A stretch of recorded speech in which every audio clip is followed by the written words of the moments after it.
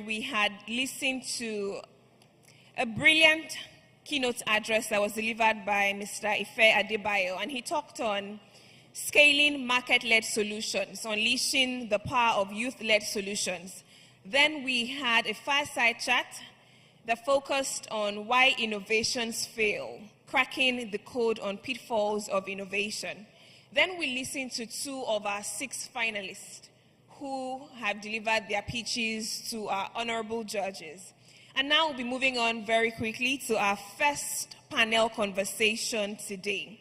So we've looked at why innovations fail and cracking the code on pitfalls of innovation. Now we'll have a very critical conversation, and I say it's critical because a lot of times we understand the excitement that comes with coming up with innovative ideas, but what we do not really discuss and what we don't talk about often is the daunting process of scaling these ideas, and this is a very critical part of every business.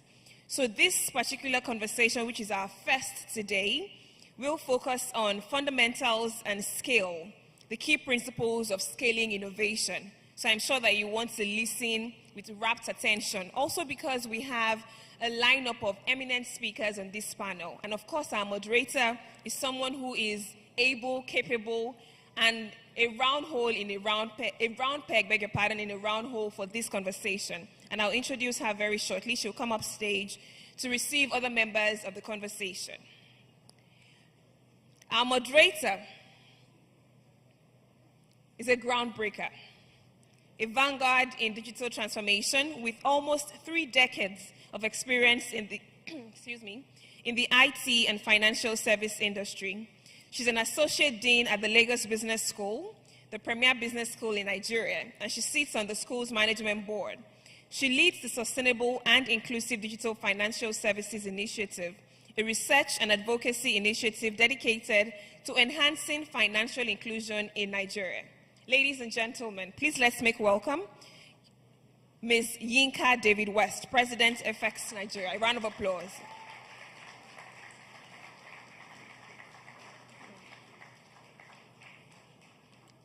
I don't think you know who our moderator is. If you do, you would give a better round of applause.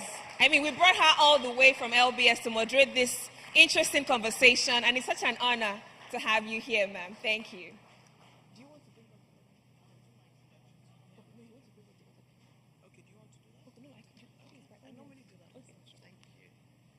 Good morning or good afternoon. Good afternoon. We need some more energy. Good afternoon. How are we all doing? Okay, so Michael started us off with telling stories, right?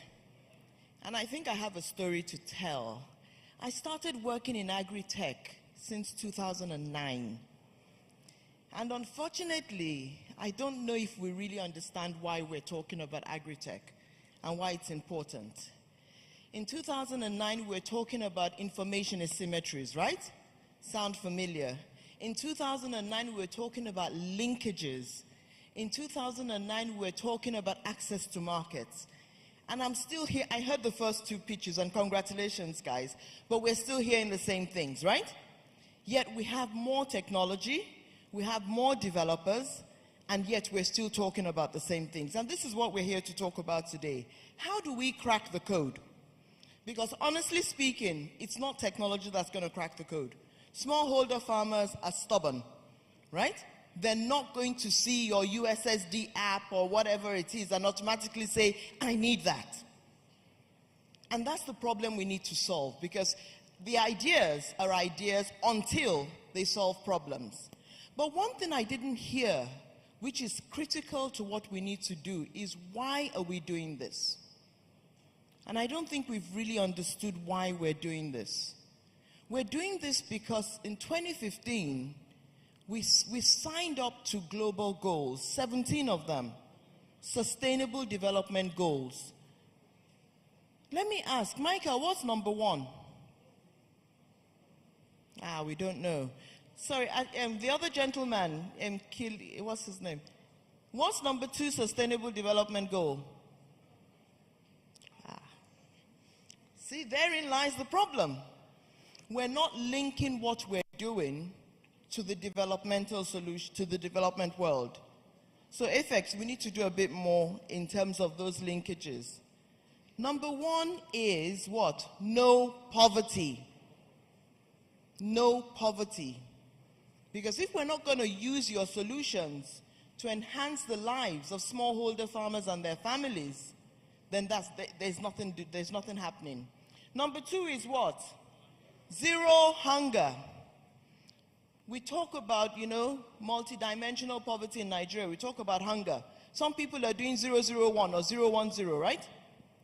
But yet we have arable land that no one is able to use. How do we use that resource and actually solve our own problems? We're talking about food security, climate justice, climate action, right? And so we need to think about all this. So gentlemen and all the pitches coming up, don't just tell me about your idea.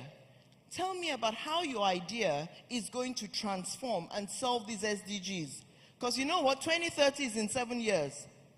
And we have to solve them by 2030, right? Good health and well-being.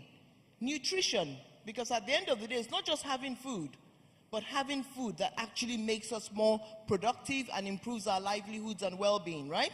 The other is number 5, gender. I particularly like this because you know why? We also have women smallholder farmers. And I hope some of you are going to be catering to gender. Otherwise, you're not doing justice to what you're supposed to be doing, okay?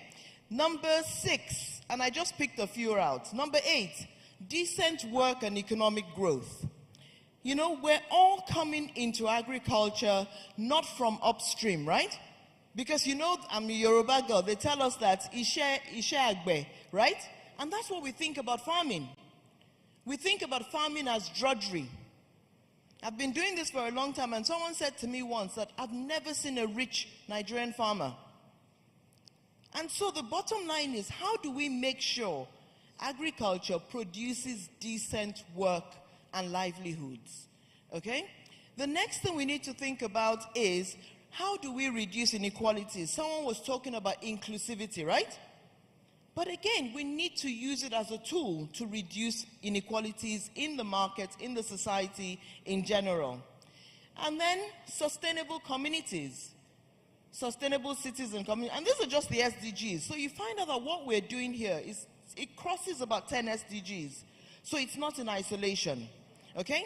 But what we've seen so far is the fact that we have tools and technologies, but yet what we're trying to say is that, you gave statistics, 38 million smallholder farmers. But what they didn't tell us, how many smallholder farmers are using products to date? Because technology in agriculture has been in existence since 2009 or so, even before that, when I started working in the space. So the bottom line is not about what we can do, it's about why hasn't everything else worked? And how do we scale our solutions? And that's what we need to think about, because the ideas are nice. I heard them very nice in terms of, how do we, everything is linear, right? There's no obstacles, there's no problems. You just bring it out and you put it in his pocket and he's up and going. But you know what? Unfortunately, life doesn't work that way. So what I'm going to do now is bring up colleagues. I don't know very much, all right? So I'm going to bring up other experts to come and share with you their own experiences and about how we think about scale and the path to scale. So please, ladies and gentlemen, help me welcome my first panelist, Mr. Babatunde Obadero. He is the co-founder and CEO of Zitra Investments. Right, Tunde, come up. Thank you. And the next person I'm going to bring on is Mr. Yusuf Oguntola. Yusuf is the CTO at AFEX, so he's one of our hosts here. No, you see, that's not fair. That's just not fair. All right? And then last but not the least, someone that's wearing 2 hats in this competition today. He's also a judge. And I'm bringing on Mr. Jude DK.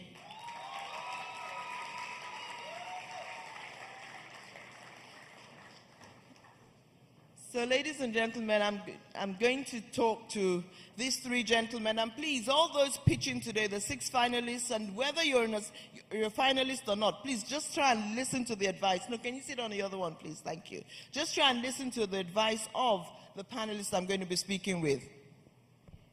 So let me start from here, actually. So, panelists, we're talking about innovation and scaling innovation. So while I'm walking to my own seat, can we just start? And I'll start with you, Jude, because you were the last to sit. In your own view, what do we mean by innovation? Because it's a well-used term, but again, sometimes seldom understood. So let's sort of just bring down the foundations and lay the groundwork. Thank you.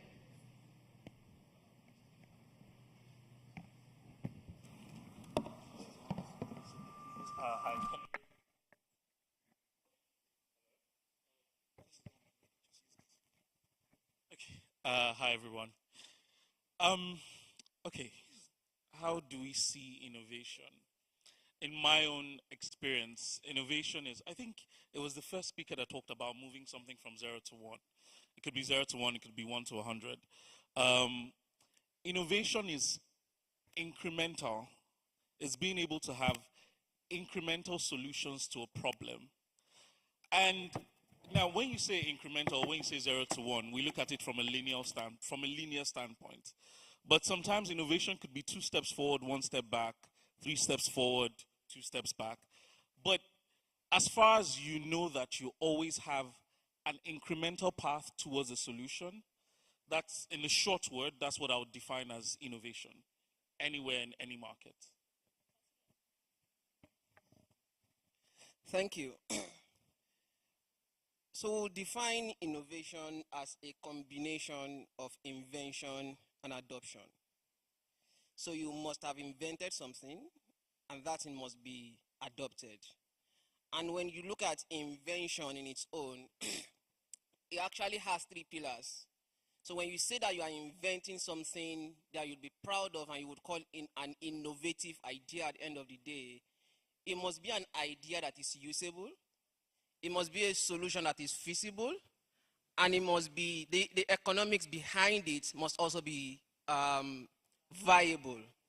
So those 3 things must happen. And if you put those 3 things like in like a Venn diagram, the intersection between the 3 of them is where the real disruptive innovation actually happens. But the next thing that then happens is we then start talking about adoption, looking at the adoption cycle and all of those. So when you have these put together, we say you have actually innovated.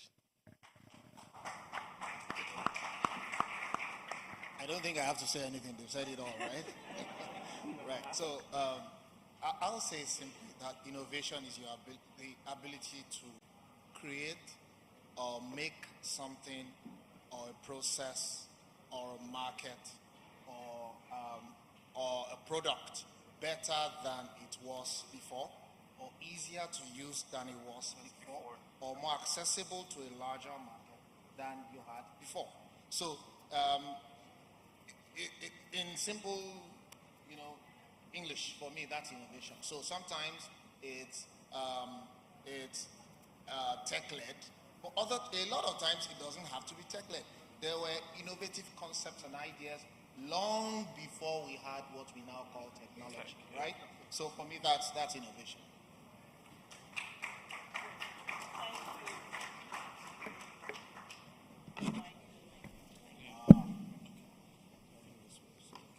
Thank you. So basically what we've heard is that, innovation is creating new, right? It's also improving, and I think that's the part we forget.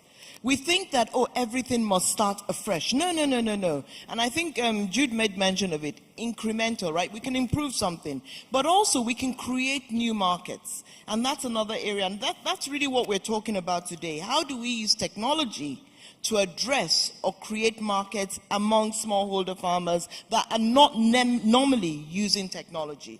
So before we start, and I think we've heard a lot about agriculture, so I'm not going to go there, but innovation, again, we're focusing and narrowing down to digital innovation, because if we go back to the global 4th industrial revolution, we're thinking about physical innovations, biological innovations, and digital. So I'm just trying to lay down the caveats on the foundations on which we're holding this conversation, so no one comes to meet me afterwards that, oh, you didn't talk about this, all right? So this is my own exclusivity area, right? Setting my boundaries. Thank you very much. So digital innovations is our focus this afternoon. So let's start and really ask ourselves, we know that innovation is hard, right? And so don't ignore what you saw in the two pitches earlier on. Innovation is hard but then again, you colleagues have done it before. Can you sort of share with us what are the highlights and what are the lowlights of going through the process and scaling an innovation? All right? So highlights and lowlights of scaling an innovation. Thank you. Let me start with Yusuf now. Yusuf, thank you. Okay. So, we have a product that we believe is the best idea after sliced bread, like one of my colleagues would always say. And the next thing is getting it into the market and seeing this thing being adopted by our users and all of that, right? If you look at the landscape of the users we are targeting in this conversation, smallholder farmers and all, right? There is something we call the market segment insight in innovation. We say that you look through the three pillars: the market segment insight, the value chain insight, the technology insight, and all. The market segment insights as its whole, or the customer insights as it were, you could look at, am I targeting my innovation at new set of customers, or am I targeting the existing customers but in a new way that existing or incumbents within that ecosystem have not actually given them something before now? That's one. Then the second thing is, when you roll out your products and you are looking at your users getting to start using your products, there is the early adopters that you have in the adoption cycle. This set of people who would be the pioneers, they would also be the progressives, right? They are sort of the set of people that kill a lot of inventions. Once you have your pioneers, you believe I have arrived. The progressives, they say, are the craziest before you then start thinking about crossing the chasm, which we'll get to when we start talking about scaling, right? So the problem is actually, how are you adapting your innovative idea to the actual problem you believe you are trying to solve? You say that you have a solution that is supposed to help bank the unbankable, or the unbanked rather, and you are deploying your first prototype as an iOS application, and you are banking the unbanked. Who does that? So these are the mismatch between the invention and what the market actually needs. Okay, thank you very much, Yusuf. So I like being very brief. So Yusuf is saying one of the highlights is know your customer, know who you're building for, and not just know them in terms of demographic knowledge, but also behavioral and psychometric knowledge in that sense. So Tunde, highlights and lowlights on your side. So it's interesting that on the know your customer point, that you make sure. So one of the dangers in innovation is when you allow the, apologies my tech brothers and sisters, no vex, you allow that to drive your innovative intent, the creative process to drive your innovative intent, instead of allowing the market itself to speak to what you're creating, right?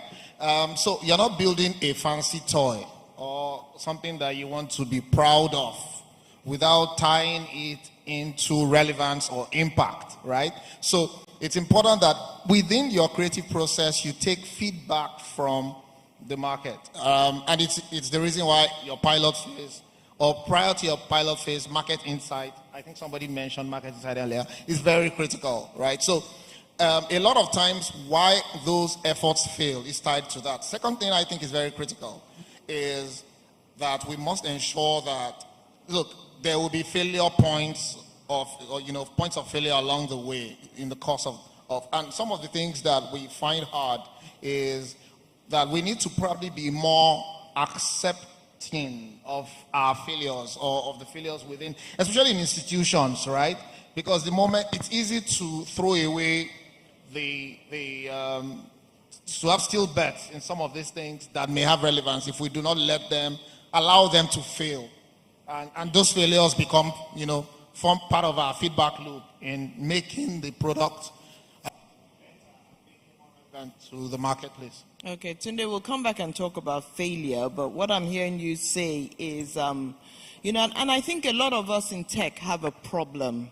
We focus on building products with features that basically you don't care if anyone is going to use or not. So when people come and tell me, they're like, oh, I have an app. And I'm like, okay, nice. Congratulations. What problems your app solving? And they look at me like, oh, it can do this. And I'm like, What problem is your app solving? And that means taking an outside-in view in terms of what problem is it solving for the user rather than what problem are you pushing out into the market. So Jude, tell us what are the highlights and lowlights from your viewpoint? Thank you. So I think I'm going to speak as one of probably the only person on this panel who was raised in the tech world, right? I'm probably the youngest here. Oh, no.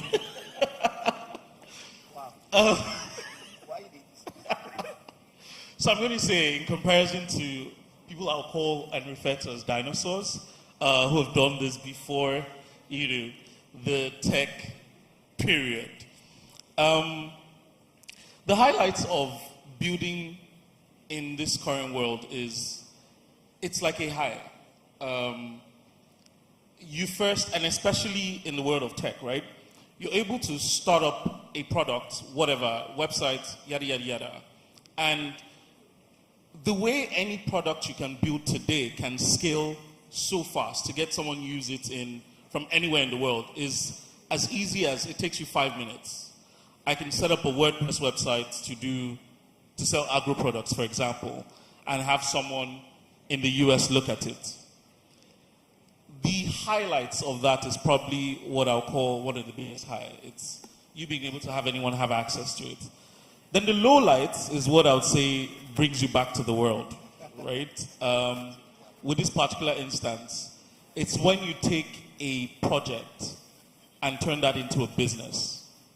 That in itself now becomes the entire lowlight of the tech generation or the tech world.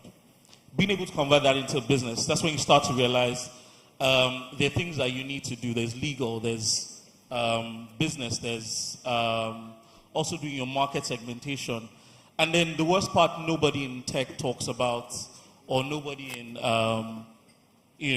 the tech world talks about, is regulation. We all tend to say the regulators are probably our worst, what's the word I'll call it now? The regulators are one of the worst people that you want to meet or you want to talk to. Because again, innovation moves much faster than regulation.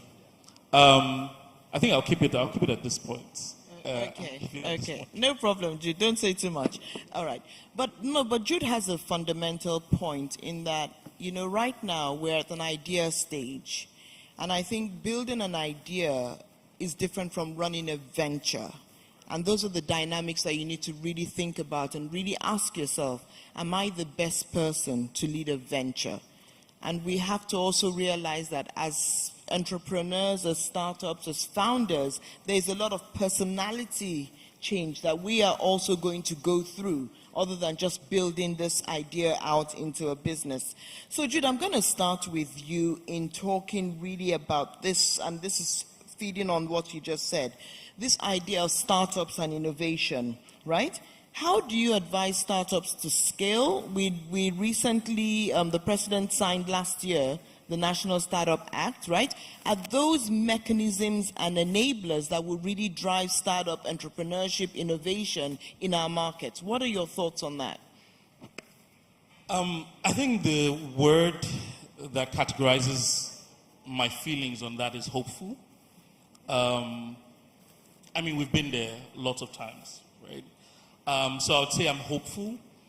But in the startup world, basically in the startup world, I would say one of the things that we see regarding like what you talked about, are you the best person to build this?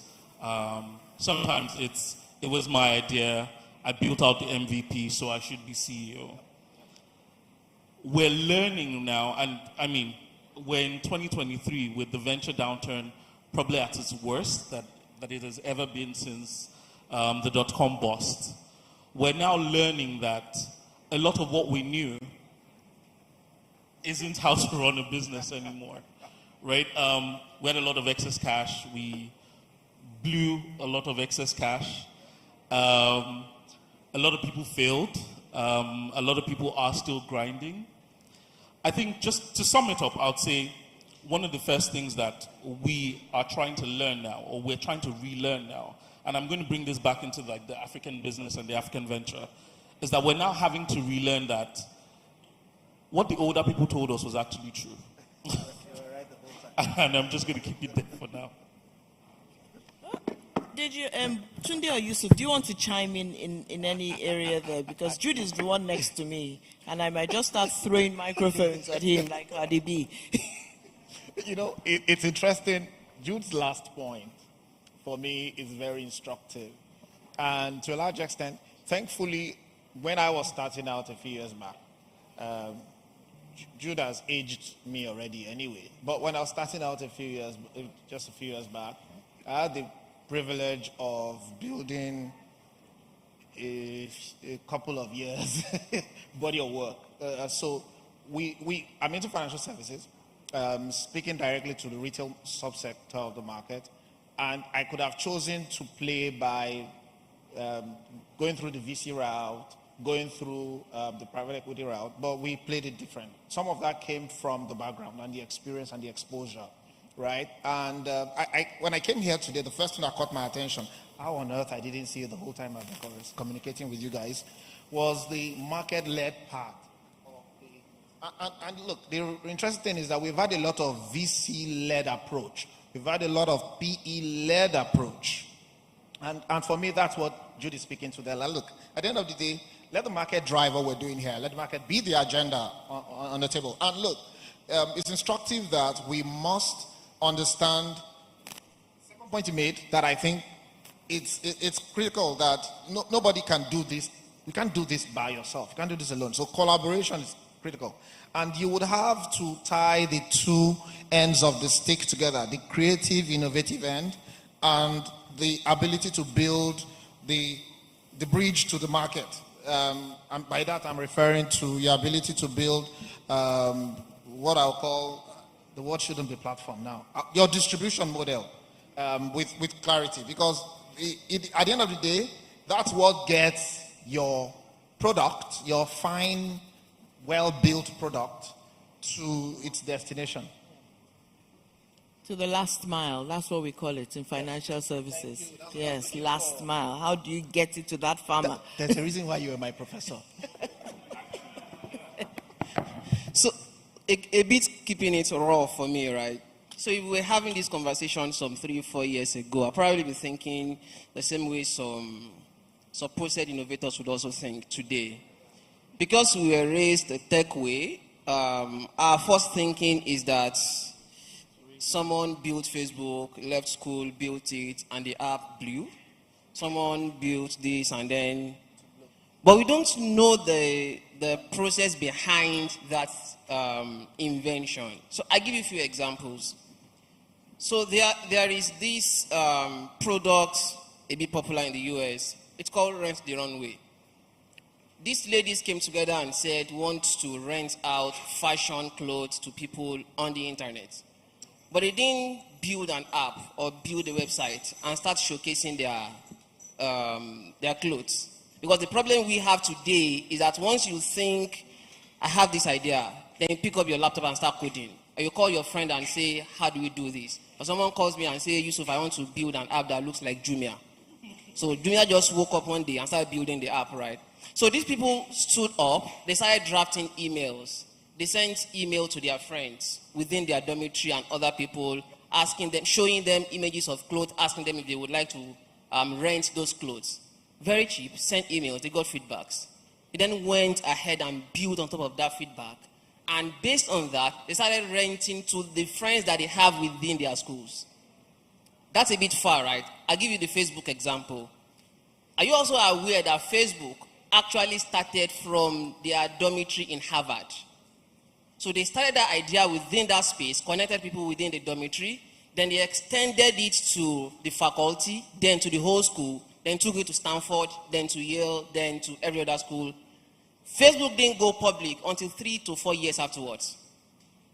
So these are processes behind that scene that we are failing to see and understand. We are just jumping to the solution and building something and pushing it to the market. I'll pause there for now. Okay, thank you, Yusuf. So ladies and gentlemen, these are really wise nuggets, because when you look at it, you look at an iceberg, right? And I think the most popular movie around icebergs is the Titanic. And one thing you don't realize about an iceberg is that the tip is only like 20%. So, never criticize someone until you've walked 1,000 miles in their shoes. So that's the piece of advice. But you see, Tunde, you started out talking about failure. And when I was growing up, I didn't grow up in Jude's era, right? When I was growing up, I could not fail an exam. I would be hit with 2 slaps, or what did you understand, or go back to lesson, or something or the other. But again, failure is not in our African culture. It's not a behavior that we've been taught or sensitized to accept. So I don't know if your child comes home today and say, I failed maths, and you're like, oh yeah, come, it's cool, don't worry, we will sort it out. It doesn't work that way. So from a risk perspective, how do we start to acculturize ourselves with innovation and realizing that it's not a linear process? It's not always going to plant, grow and germinate. How do we start to build those kinds of behaviors and norms around accepting failure? Thank you. So it's a dance, right? It's a tricky dance. So on one hand, innovation requires freedom, inhibition, or so it seems. On the other hand, you know that innovation or freedom without boundaries is going to wreck you, right? So one of the things that an old teacher used to teach me was strategy was not only about what you will do, but it's also equally important what you will not do, based on the strategy that you've chosen. And to a large extent, it's important that you have a lot of clarity in your risk framework, in how you want to build, what you want to build, what your destination is, how open is your process, what are your boundaries. And so, to a large extent, defining those things and being clear about where and when your lines are is important. There was a point made about the ability of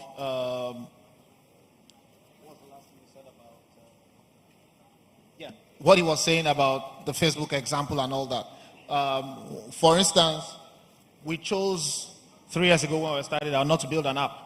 We still don't have one. Our app will be ready in October. The reason why we chose that path was we wanted to see what the market says about our ideas and our thoughts. Our product was going to the likes of Oshodi Market, Ojuwoye Market. Now, we threw a lot of money away in the process, but we knew we needed patient capital, because if we had collected certain kinds of monies, it would have been impossible they would have been on my neck every day to bring 100,000 customers, let 2 million customers. Now, we knew that if we tried that approach, it will kill us, right? So when I say that strategy is not only about how you want to play, but how you will not play, how you choose not to play. And that must form a critical element of your risk management process as a startup. Okay, thanks, Tunde. But sometimes when someone is throwing money at you, it's very difficult to have a risk appetite and say, oh, it's not in my appetite, because someone and Jude tells me it's dollars, right? So how do you withhold yourself or caution yourself to stop because you want to blow? So I think to a large extent, one of the things I have seen in the ecosystem is that people are not true to themselves enough. and true to the people who are the providers of capital. Now, some of the providers of capital are responsible for the fake life. But hey, that's a conversation for another day. But it's important that you can find ways to choose what type of monies you receive. So that I said earlier about patient capital. A lot of the things we're building requires that. And people do not realize that rather than run to the VCs first, some of the monies that you need at your early stage are monies from family and friends. Maybe, again, that's the advantage that being out there for a decade and a half gives you, by the way. But whether you are starting early or starting late, there is a place for patient capital that would easily come or more likely come from family and friends. And that type of capital allows you to learn more, experiment more, make mistakes, make a few more mistakes than that you can afford to make. Because when you scale too quickly before you're ready, you may make mistakes that you can't afford to make, and it comes at a very high cost. Okay, great. And I think that, so what we're hearing is some of the foundations and basic principles are also self-discipline and self-guidance and just being ethically minded in how we are making our decisions, especially as they relate to financing. Because there's money everywhere, but it's not all monies that you should touch in that sense. But Jude, I'm going to come back to you now, and not Jude, Yusuf. You know, we're talking about innovation and scaling from a private or startup perspective, right? What does that look like from the lens of a corporate? How do we think around innovation from the lens of a corporate? What are the lessons that you can tell us from an AFEX perspective in terms of, okay, corporate, you have better structures, you have better resources and things like that. And then a startup is probably just Michael and his three other buddies that are just knocking this down in one room. What do we learn? Two different ball games, right? and one thing to note for the startups is the same way you're sitting down and you're planning to innovate and disrupt, the incumbents and the well-established firms are also planning to disrupt. So, FYI, right, we set up our innovation team some months ago, last year. So we have a full-blown innovation team, about 30-plus men team, right? And they go to work every day. Their mandate is to innovate. So this is an incumbent doing something. And the lens through which we look at it, as you rightly said, is going to be different from the person that is just starting off. You are short of capital, you are short of experience, short of almost everything. The only thing in your brain now is the idea, and you believe you want to tell that idea to somebody, and the person should just write you a check. But this incumbent already knows that even if this thing is in the market and people are using it, people may still not write me a check. So they know what to do right at that point in time. So I think we need to have sessions and platforms like this where young people within the space can learn things the right way. And in some way, we may also need to take that evangelism to the universities. Some of these things start at 300 level, 400 level. People start thinking, I need to build this app, I need to release it into the market from that level. But people, after 10, 15 years in the market, they know something that we may not be looking at, right? And a lot of people have done it and failed, like Tunde was mentioning, right? Look at the Boeing example with their 747, story for another day. Look at Kodak. They destroyed themselves because they saw the issue coming, they looked at it, they thought they shouldn't. Unfortunately, they started that idea, right? They innovated around it first. They failed to throw money at it. Another person came in and boom, there's no Kodak again today. They went into another business. Look at the Sony example. There are too many people to look at and then see what have these people done right, what have they done wrongly. And people and process. I see that is one thing that I have seen in FX and not in many other organizations. The people that they have, that FX have, and the process that they put behind what those people do, it helped them to then harmonize the solution they're trying to push into the market. Okay, thanks, Yusuf. Wait, no, don't drop the microphone. A lot of the examples you cited are global examples, and you see, context matters.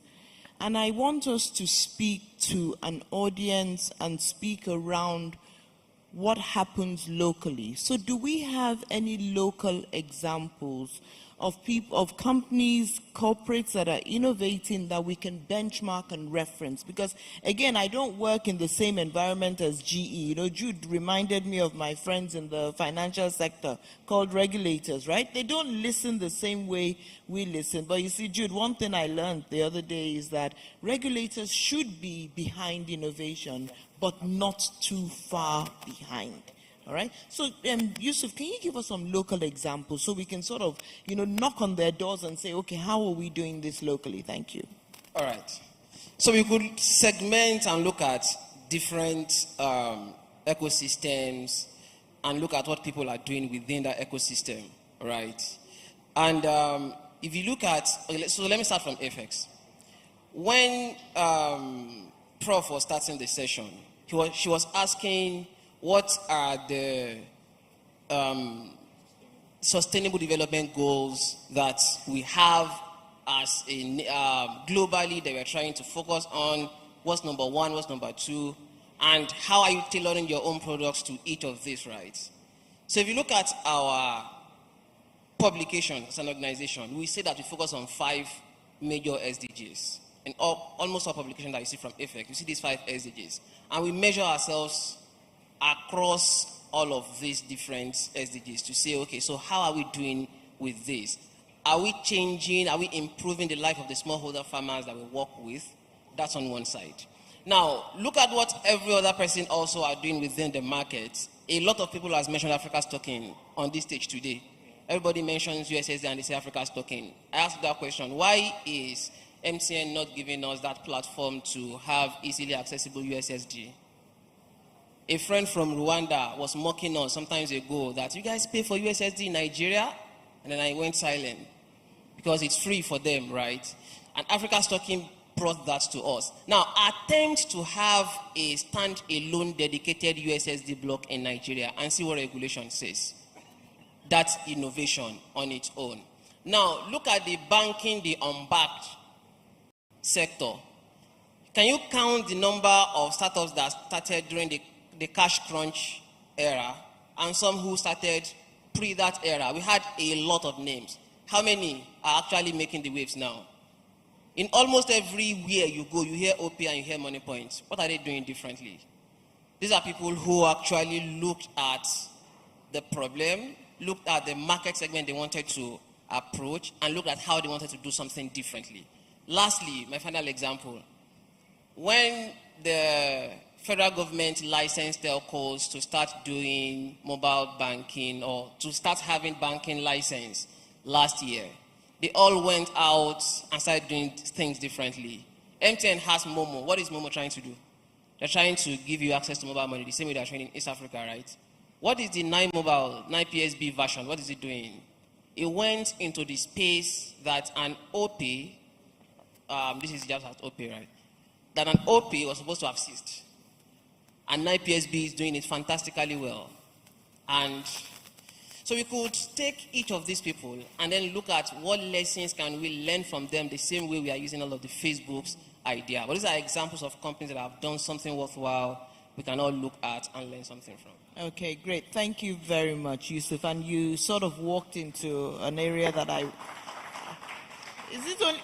please, Yusuf is not the only one speaking here. I'm going to take offense very soon. But anyway, Yusuf, you entered into an area which we talk about in the area of sustainable innovation because, you know, a couple of years ago, I worked with Accenture to do a study around innovation cultures in corporates. And what we found was in the financial services sector that we looked at, there really isn't an innovation culture or process. So a lot of what has happened has really been happenstance or fluke. And if we had to go again today, and you did come out with the fact that maybe if we didn't have the Naira redesign policy, will MoneyPoint and OPay be where they are today? If we didn't have COVID, will we have sort of adopted digital financial services? So there's been external factors sort of pushing us in that direction. But when we think about it, how do we really, and this, because this happens to everybody, what are the steps we need to take to build a sustainable innovation culture within our organizations? Because, and I'll tell you something, failure, right? If you don't do well in your organization, right, what happens? 3 strikes and you're out, right? So how many organizations celebrate Failure Friday, for example? And these are things that we need to think about, because we can't thrive in terms of innovation, which is test and learn, without adopting new cultures, new practices, new policies. So I would like all thoughts on this. Jude, I'll start with you and then I'll come. And then, ladies and gentlemen, please start getting your questions ready. Once we finish this round, I'm going to come to you all for questions. So Jude, go ahead. Okay, so I think this is where I thrive most. Majorly as someone who decided to go against the norm of what I would find as the Nigerian corporate culture. Now, the Nigerian corporate culture, for, again, no offense, generations before me, has always been, you know, I work in a corporate for 30 years. I mean, we had a lot of parents a lot of our parents grew up, were civil servants, did the whole 30-something years, retired as that, tried to get their kids to also go into it. And Nigeria happened, or Nigeria happens, it's still happening. And a lot of people have seen, I mean, if you look at the civil service right now, the salaries or the expectations in the civil service hasn't changed from when my father retired in 2010, right? So how does this in itself change what we talk about in the general culture? Now we have a failure culture. Our failure culture is piss poor, right? Let's bring from a global standpoint into a local standpoint. You have from a global standpoint where you work in a fintech and that business lost maybe $10 million, right? You have a manager who goes, okay, this is one of the things that you can learn from.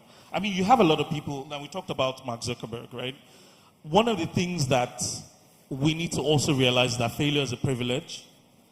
You have Mark who, even if Mark had dropped out, right, he wouldn't be a bum. Even if Bill Gates had dropped out, he wouldn't have been a bum. Now, these were people who were in certain corridors where there was a safe landing pad. If you're talking about, I mean, I could even bring any of the examples from that have pitched here. What is the probability that if the business they're failing, or if the business that they're doing fails, that they're going to become, you know, successful at another endeavor or get hired to do something else, etc. In global worlds, we see the ability to fail upwards, and it's celebrated. In Nigeria, it's more like you have a blemish in your life forever. I mean, we have a former finance minister who's now the DG at the World Trade Organization. And there's still this somewhat slander or shame of this is how you handled Nigeria's finance. I think that's one of the first things that's going to need to change. If not, obviously, we're going to have a lot more people who decide, I'd rather be in certain environments that don't give me this sort of hassle, or I'd clock in and clock out and find my innovations or find something elsewhere. And so one of the first things that's going to have to change is that culture. From a corporate standpoint, we tend to see how, like you've mentioned, corporate innovation is not something that, you know, is standard. It's typically happenstance. And I'm going to plug it back here. It's regulation in the sense of things. Like you'd mentioned, what would have happened if the Naira redesign didn't happen? Would MoneyPoint have gone up? Would OPay have gone up? We use the words MoneyPoint, OPay, and PalmPay because that's survivor bias. What about all the businesses that had started before that? Where is pay attitude, for example? What happened there? So when we have a we have a situation, because that's what I'll call it, that stifles innovation. And then we have a community, which is now social, that tends to put this blemish on the fact that your innovation didn't work. I don't understand how we expect people to, do the most around it. If anybody knows, they should tell me. But one thing that I would also like to say is, I think a lot more people should be appreciated, guided, given landing pads. And it's why I appreciate this setting, for example, because one of the things that I personally see that could happen is a lot of these businesses are centered around agro and agriculture and the agro supply chain, which Apex is Apex is number one in Africa for. And so you don't necessarily, okay. You can clap.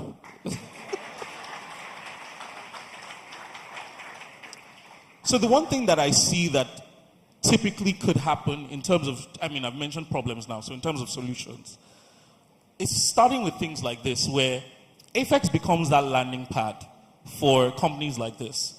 A lot of the businesses that have been here, the two businesses that have been here, have pitched, and there's one major, there's one major attribution that I've seen with it. It's the fact that they're giving data, yes, but the farmers that they're giving data to, they need to be able to source those seedlings and whatever from.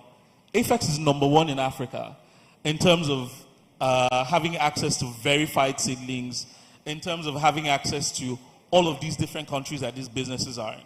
So what will it take for a 25, 26-year-old, for example, to be able to walk into the office of a multinational CEO and say, this is my startup, I'm trying to do this, we're focused on rural farmers, I want to have access to verified seedlings. I've been in some of these rooms, some are very helpful, some will look at you like, look at your dada, what are you telling me about? So these are things that needs to change, right? And I'm very glad that Apex is starting with things like this, because it's little pockets of what will I call it now, butterfly or ripple effects that tend to change things in the long run. Thank you. Great, thank you. Yusuf, your 2 cents quickly. Do you want to chime in? I go on. Okay, Tunde, go ahead. All right. So the reality is that failure has a cost. Someone has to bear that cost. So we can be romantic and all that around it, but it comes at a cost. The names, you've mentioned a lot of people who were effectively middle-class young men, because the people you've called are basically men anyway, middle-class men who had backgrounds that could absorb, other than the fact that they were born in communities where they would have been fine even if they failed, because there's a fallback.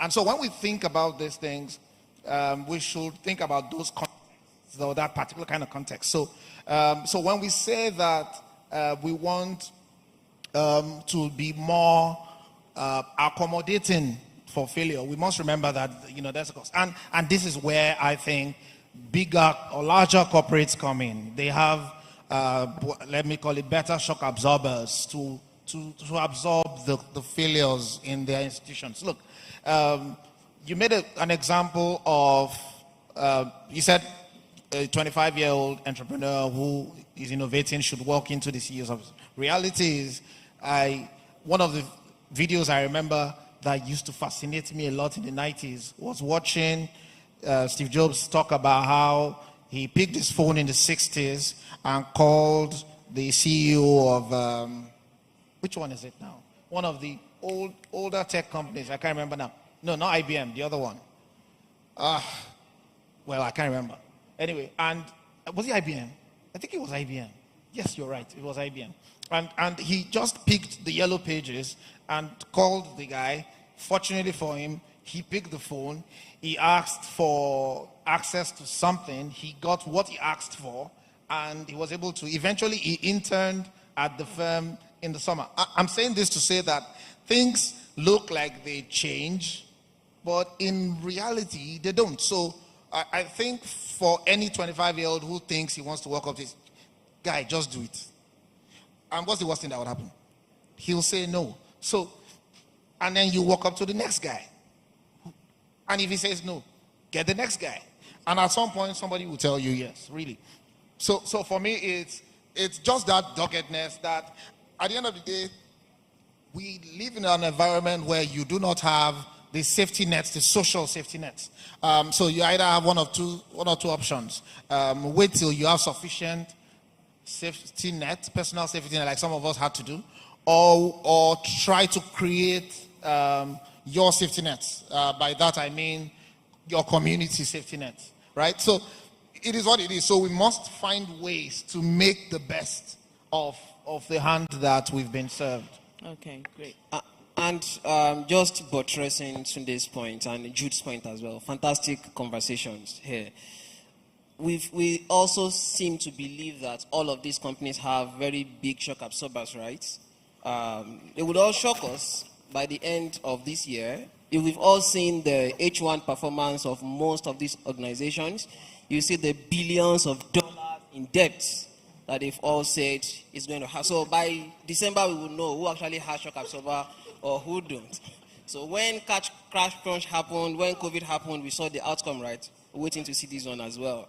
He also mentioned things around people going to intern, and this is very important. You get out of school, and the next thing that comes to your mind is that I want to be Steve Jobs. Yeah, but then there's a process to it. There's a process. So different organizations are doing different internship programs. Join it. FX's Buyer Research program is open. There's FX Techstars. There are so many in the market. Just join one and get your career started. Okay, great. Thank you all very much. So what we're hearing is it's a journey, and let's also be minded of the fact that, you know, it's a marathon. Not all of us, some of us will start, some of us will finish in 3 hours, some of us will finish in 3 days. And let's be satisfied and own our race. So ladies and gentlemen, I'll pause now, and I have hostesses who have microphones. So if you just give me a show of hands, if you have any questions for my panelists, I'll be happy to put them on the spotlight, especially Jude. So Jude is telling us that he doesn't want any questions from generational people, but we'll deal with that a little later, don't worry. Okay, so I have one hand here, one hand at the back way at the back over there, and I'm being mindful of time, so I need to be able to take 3 or 4. So let me do one on each section first, and then we'll see if we have more time. So I have one here, one at the back over there. I have one on here, and then one over there. All right, so let's start. So we'll take all the questions first, if you don't mind, and then we'll bring it to the panel so we're more efficient with time. So please, before you ask your question, can you just introduce yourself and then tell me who you want the question to be answered by, and then, yeah, one person. And no commentary, please, just the question. Thank you. Okay, no commentary. Hi, I am Chukudi Peter, former... Can we turn on his mic, please, sound tech?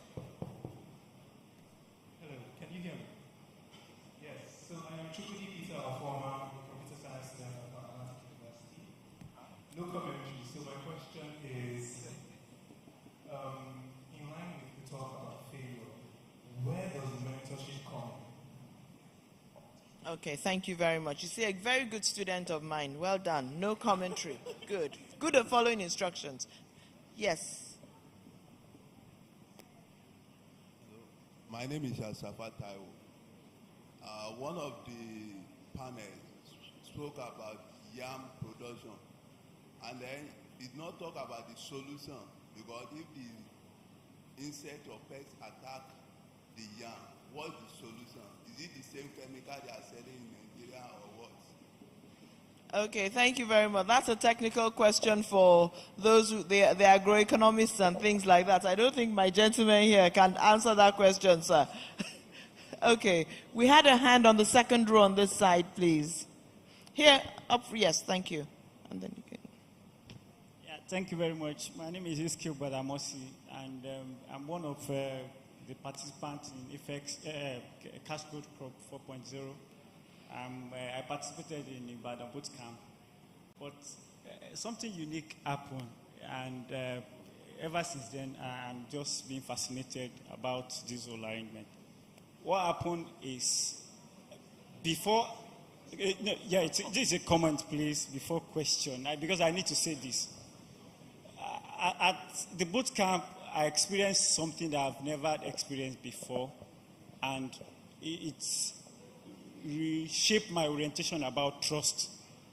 Before entering for the hackathon, I believe that what most hackathon organizers normally do is to harvest people's ideas and they use it for their own purposes. But while at the boot camp, I discovered that not only that they were interested in my idea, but what the angle that other competitors were bringing in, though, is helped me to even expand even the idea beyond my comprehension. So on that note, I want to thank FX for giving us this kind of platform. And just to encourage our participants, I know... Mr. Badamosi, question. My question now is, how can we, in Nigerian settings, how can established organizations now reaffirm their trust in the oncoming generations that are coming? Thank you. Okay, thank you very much. And then over there, I think Michael has his hand up. Let me introduce myself. Michael Munavu is my name. This is a question to Yusuf. You said, for example, a startup like Facebook took around 4 years before it went public. When do you think, as a founder, it's the right time to take your product to the market? Thank you so much.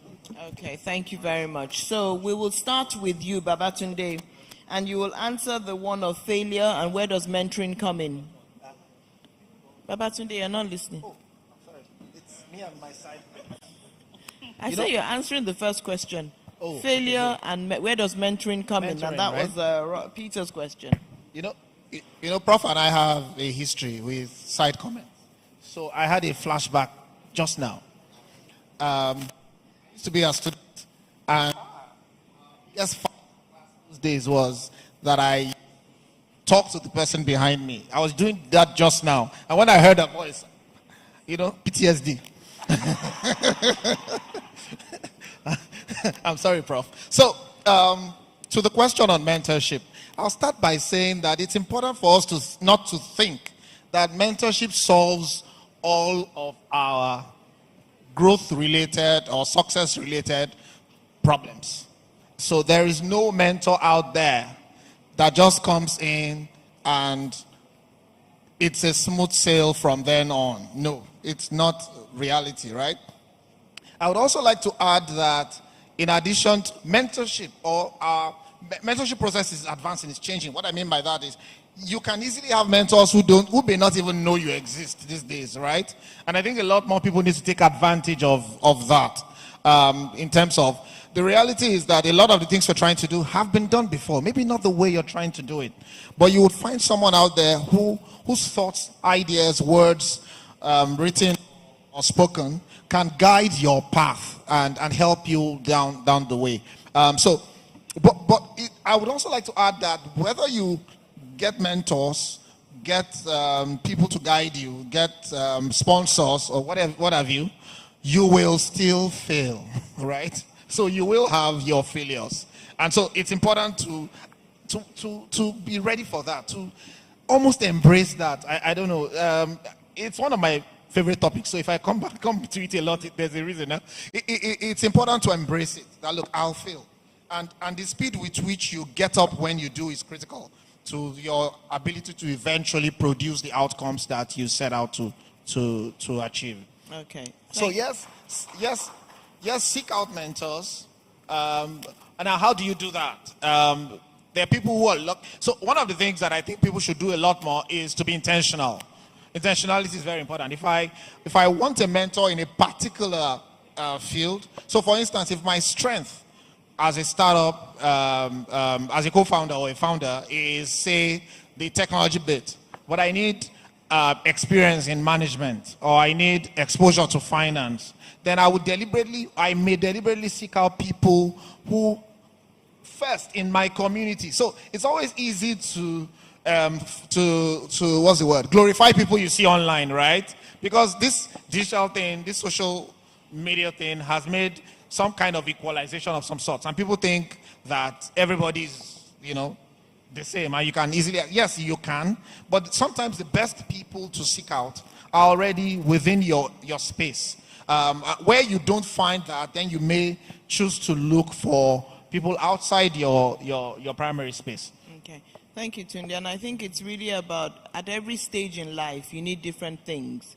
And if you think about your entrepreneurial journey as a life stage, right, you realize that as you mature, as you evolve, you're going to need different things and different people in your life. So, Jude, Mr. Gbadamosi raised a point, which is a very sore topic, especially when it comes to young ideas people working with corporates. How do we ensure that, because they have more resources than they have, and so how do we ensure that these hackathons, these pitch sessions are not just idea stealing sessions? How do we build that trust environment within our ecosystem? Thank you. This was particularly hard because I actually feel your pain as a startup founder myself. So I'll start with one thing, right? The very first mentality that I think any founder needs to have is that ideas are a dime a dozen. Execution is what it is. And yes, everybody talks about how corporates have, a lot of the cash, everything. But you need to also know what your own advantage is. As a startup, you're leaner, meaning you're faster. You can execute, you can adapt, you can twist, roll, whatever, much faster than anyone. There are many examples. You can look at I'm going to start with the US. You can look at the PayPal versus Stripe right now. Even locally, you can look at the InterSwitch versus MoneyPoint. I mean, we all talk about MoneyPoint these days. MoneyPoint was born out of InterSwitch PMs who wanted to do something, probably couldn't do it inside of InterSwitch because of, I don't know, whatever. Started out their own thing. And now MoneyPoint is, give or take, $1 billion company. InterSwitch itself is also $1 billion company. So give or take, they can rub shoulders and they're younger. Stop it. Right? No, at the end of the day, that's what it is. In terms of trust, I'll call this, on my own part, youthful exuberance, but I believe in naming and shaming very much. I've seen situations, or I've heard situations about that. I've also seen some situations where those corporates still have to come back to those startups much later. A friend of mine says this in the best possible terms. All of us go meet for midfield. Yes. Right? Stealing an idea is fine. It's incredible. It's whatever. All you care about, or all you should care about, is putting your head down, focusing on implementing and executing in your own self, and doing what it is that you can. And then, by the time you bring up your head 5 years later, you and that corporate might be rubbing shoulders. Everybody go meet for front. Simple. Thank you. All right, thank you very much. But another alternative is you can also sell your idea, and make some cash out of it. So it's not just about giving it away for free, but you can also actually exit early and sell out. There's nothing wrong with that either. Yusuf, please go ahead and answer Michael's question. Yep. All right. So he says, when should a product get to the market? Right. So if you are expecting 2 years, 3 years, 4 years, the answer is it depends. There is no exact year when you should go to the market. But you are not supposed to go to the market as soon as you have an idea and start building, spend the next 3 months building, and we are releasing. We have a hard deadline for go live now. So when you have that idea, the next thing that we say that you've seen a problem that you want to solve for. The next thing you're supposed to do is to write out something we call the point of view. We call it the POV in design thinking. So you look at that, the problem statement and carve it such that you are saying, my user has this need because he wants to solve this. Sorry, we are doing design thinking class now. So when you have the POV, the next thing you want to do is to now interview and observe your user. I am the user. Come and ask me directly. I think you have this problem. don't tell me the solution, because I may already have something that I believe might solve that problem for me. When I tell you my own thinking, you compare it with what you have, and you can then either improve on your own plan that you already had or pivot completely. Emily Liggett says a lot of startups die of indigestion rather than starvation. Indigestion because there are too many ideas, too many thoughts in their brain. That's indigestion rather than starvation. It's not like they don't have enough. You have too much and it kills you. So the next thing that should happen after then is to build a prototype. And when we say build a prototype, you then think what you have to do. I've given you an example earlier, right? It may just be an email that you're sending out. It may be a mock-up. It may be a storyboard that you are drawing. Just share something, not a real product that you are spending 3 months to build. And just lastly, using the eBay PayPal example he just brought, right? When eBay built PayPal, you may know that they own PayPal, right? Nobody used PayPal. People don't want to pay with PayPal. eBay looked at it and they said, okay, we know what to do to you guys. They built a bot. That bot would go to eBay, it would buy products from sellers and would enforce that it's not going to pay except with PayPal. So all sale that is coming on the platform is saying we all want PayPal. They don't have a choice. They all started using PayPal. They saw that PayPal was easier and faster. They all adopted it. And now PayPal is global. So you walk through the process, and when the adoption is making sense, you've gotten your early adopters and the progressives, then go to the market and cross the chasm. Great. Thank you all very much. Ladies and gentlemen, you know, I've been given some signs here that we're out of time, but you see these three gentlemen, they're here the whole day, so you can just go and sit down with them and really sort of have a one-on-one with them. I give you permission to do that, especially this one, Jude, next to me. But ladies and gentlemen, I want to thank you all for listening. It's been an interesting conversation because when we talk about scaling innovations, there are different paths to scale. And one path that somebody like Michael is taking is looking at a different market, right? Which is coming from Kenya into Nigeria, looking at a different market. So how do we begin to build products that are also mobile, that can go across markets? So scale is the volume, is the economies of scale as well as the economies of scope. And that's what Yusuf was also trying to speak to. But I think for me, one of the biggest challenges with technology is that sometimes we put the technology front and center. It's nice to have technology, right? But you know, sometimes we need to ground ourselves back on planet Earth and ask the "and so what" question. So when we're talking about 38 million smallholder farmers, for me, what that smallholder farmer is asking is, and so what? And I think the gentleman that asked the question about the yam, right? That's the kind of question he wants to ask. So you've sort of framed it in your own way, but you might need to reframe it in a manner that addresses his own pain point. So technology will help us do whatever we want to do, but it's not, the proof of the pudding is in the eating. And the eating is in the 38 million plus smallholder farmers that we're trying to address. So ladies and gentlemen, please use this as an opportunity to think about your idea, but again, flip the idea and let it solve real life problems. How does it help that farmer? How does it help Nigeria? How does it help Africa address sustainable development goals? Because if we don't have that line of sight, then we're just building products, we're just building technologies, but we're not solving Africa's social and institutional problems. So for me, it's a charge. It's a charge that you're starting talking about technology, right? Code, cash, crop. But it's beyond that. There's a bigger picture, there are bigger problems that we need to address. So ladies and gentlemen, I want to say, please give a round of applause to Tunde, Yusuf, and Jude. And thank you all very much for your time. Thank you all for listening. Have a great afternoon. Thank you. Please, let's pose for a group photograph. Thank you very much. I think this was a very fantastic panel conversation, led by the brilliant, intelligent Professor Olayinka David West. Thank you so much. Okay, a group picture.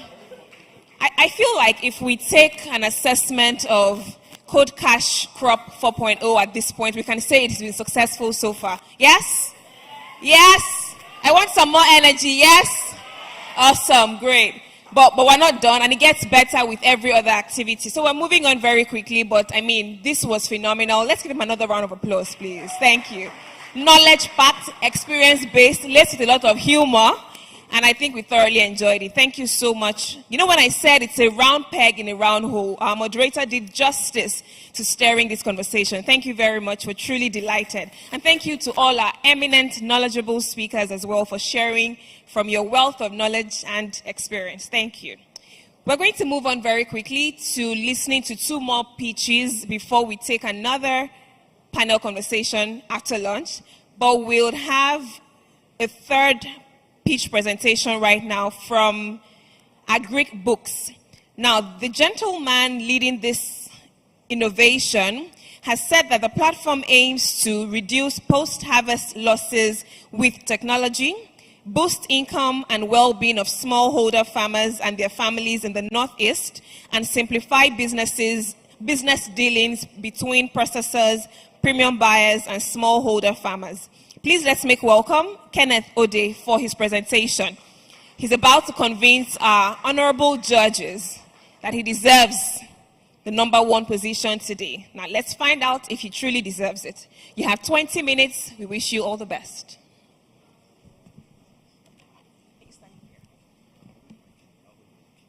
Thank you.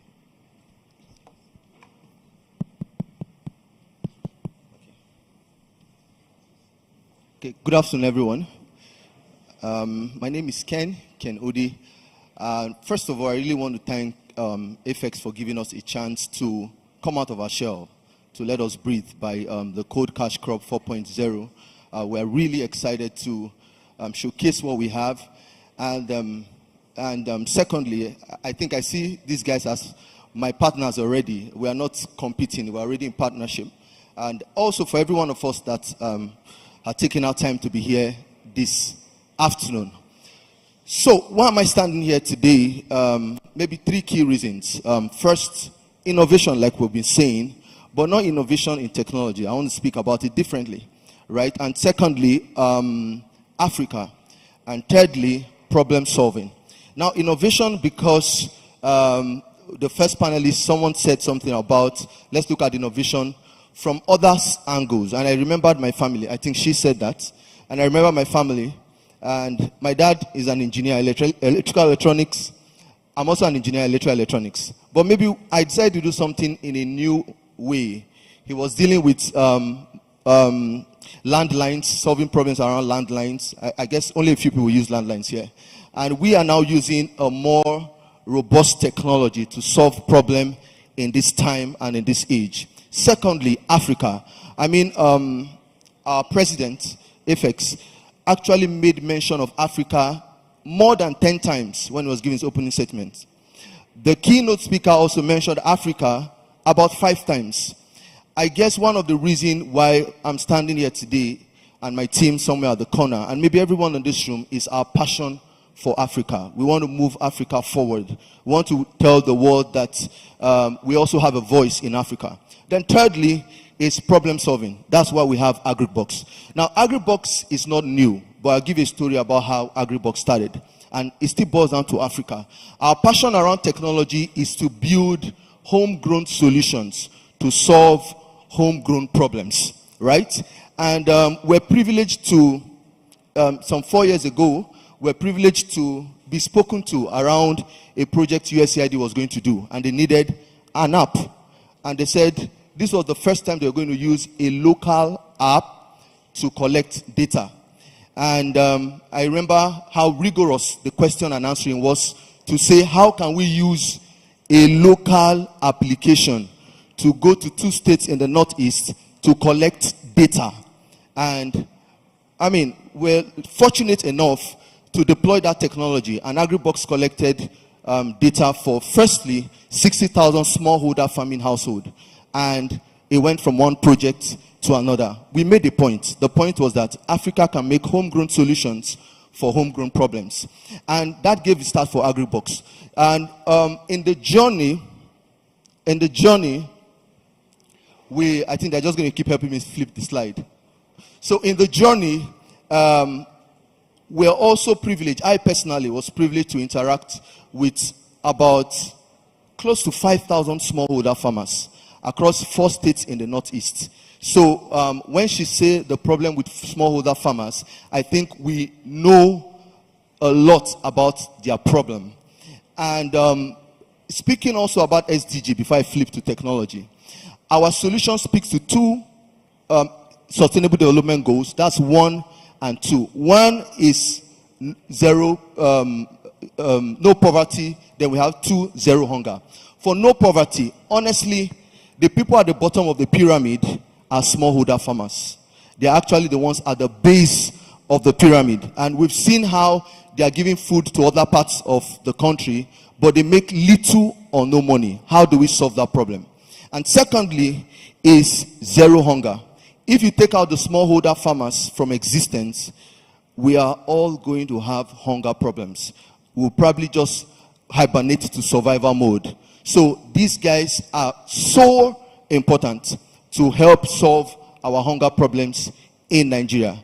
Our target, again, is the smallholder farmers. Everything I'm going to speak about is just for the small holder farmers. Now, how do we help these smallholder farmers? First of all, is in all the research we've been privileged to be part of, a couple we've been privileged to be part of, in interacting with these farmers, I've come to summarize their problems around 2. I speak for my interaction with them. The first problem you keep hearing them saying, and also from empirical data that I've also been able to analyze, is access. Right? I'll speak about access. It comes in different forms. The second problem is we have our harvest. We don't want to sell. We want to store for profit. If you are a businessman in this room, you have probably bought grains, store it for 2 months, and you see the price will hike. We don't want to sell immediately. We want to store for profit. How do we store those products so that at the point when we're going to sell, it will still be sellable, right? And we'll make more money out of it. 2 key problems our solution is going to solve. So firstly, what kind of access do this farmer want? The access that will help them with from production to market cycle. So you produce and then you go to sell. Now, what access does the farmer need to help his production? 1, access to improve seeds. You can categorize that under inputs. 2, he needs access. They always say that, access to finance. 3, they need access to agrochemicals and the likes, fertilizers. 4, they need access to extension agents that can give them ideas about good agronomy practices that they can apply to increase their production. 5, they need access to transport. At the part where they have harvested their product, they need to take it from the farm to the market. 6, they also need access to storage. We can go on. We have categorized all the extension services that farmers need from production to sales as 13 of them. I think we'll see them in one of the slides. Okay, just keep this slide. We'll see one of the slides. Now, if we solve that problem, and I'll tell you how, the next thing we want to solve is post-harvest loss. How are we going to solve post-harvest loss? Very simple. Like I said, post-harvest loss is, we have reeled out statistics over and over again. So let's leave the statistics. But there's a problem around post-harvest loss. How are we going to solve that problem? I'll come to that quickly. But let's talk about access. Now, these are smallholder farmers. And mind you, a smallholder farmer is a farmer that has, different organizations have their own different statistics, but maybe 5 hectares below. Really small. And the women that fall in that category that we have seen in the Northeast, they barely have 1.5 hectares. In fact, most of them farm for consumption. So we have our smallholder farmers here. And how do we give them access to all of these agric services? Remember, I said earlier that once they have access to these services, it will naturally boost their production. If you have interacted with farmers, one of the things they will tell you is that where can we find the right inputs? Where can we get good fertilizer? Where can we get good agrochemicals? Where can I get an extension agent? One of my colleagues did speak about one extension agent to about 700,000 farmers, I think. How do we access extension agents?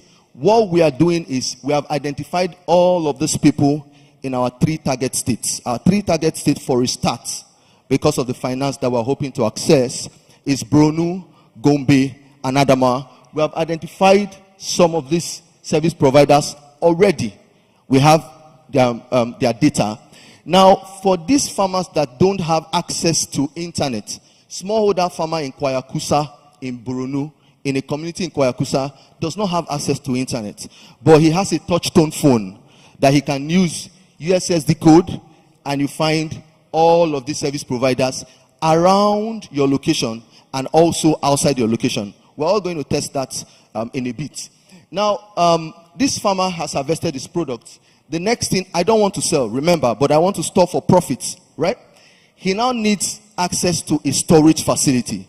That brings me to how we are going to solve post-harvest loss. Simple. We're going to solve post-harvest loss by introducing a new mobile storage technology called hermetic cocoons. You can write that down. Hermetic cocoons are different from our conventional brick and mortar storage houses, right? It's I think they just piloted that technology somewhere in Gombe some 2 years ago through a USAID-led activity, but it's doing so well in India and Nepal right now. What we want to do with this money is partly to solve this problem using hermetic cocoons. Now, once we get those cocoons, farmers can move their grains into those cocoons, and what is important is what those cocoons does. Number one, it keeps oxygen at almost 0 level. So when you have all of those small insects that rupture grains, and I think someone spoke about yam, they can't survive in the cocoon. 2, it increases the carbon dioxide level, right? We're going to see a picture of that. Increases the carbon dioxide level. So what we know right now that helps farmers to solve post-harvest loss is to introduce these cocoons to the market. I said something in Kaduna. I said, if we don't leverage on it now, I mean, if you're a businessman here, you can also think about that. In the next 5 years, we're going to have cocoons everywhere in Nigeria. So we want to pilot that by introducing this to solve post-harvest loss. Can we go back to the next slide? So, okay, yeah. Now, finally, while I just try to wrap up and I take questions quickly. Now, after we have the product stored here, there's another integral part in the value chain. I also said that if you really want to solve the agricultural problem, you might probably flip from one part of the chain to another part of the chain to another part of the chain. We have also developed a web platform called AgricBox.com. Now, what this web platform does is that it lists 2 categories of people. Number one is all the storage facilities you can find in the Northeast, 3 states to be precise. Now, those storage facilities are listed here. Remember, those storage facilities are storing products from the smallholder farmers. Now, when we list it here, right, the people that are going to come here to find those agri commodities are these guys, the premium buyers, the lead buyers, the massive aggregators. I was in Niger 2 weeks ago, and we're speaking to an agribusiness big in Suleja, and he just gave us a quick story. He said, right now, myself and 2 of my other neighboring companies, we are looking for I think 5 million metric tons of rice. And because one person cannot get it, we have come together, and they've been making calls, like calls here, do you have? Calls here, do you have?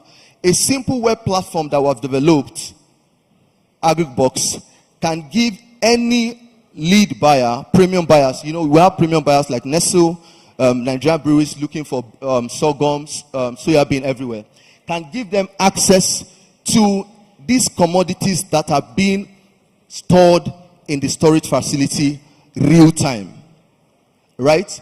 And these guys can come and buy this product, and all of that money translates into the farmer that has made this produce. Then finally, I'll just speak about where do we start from. Now, where do we start from?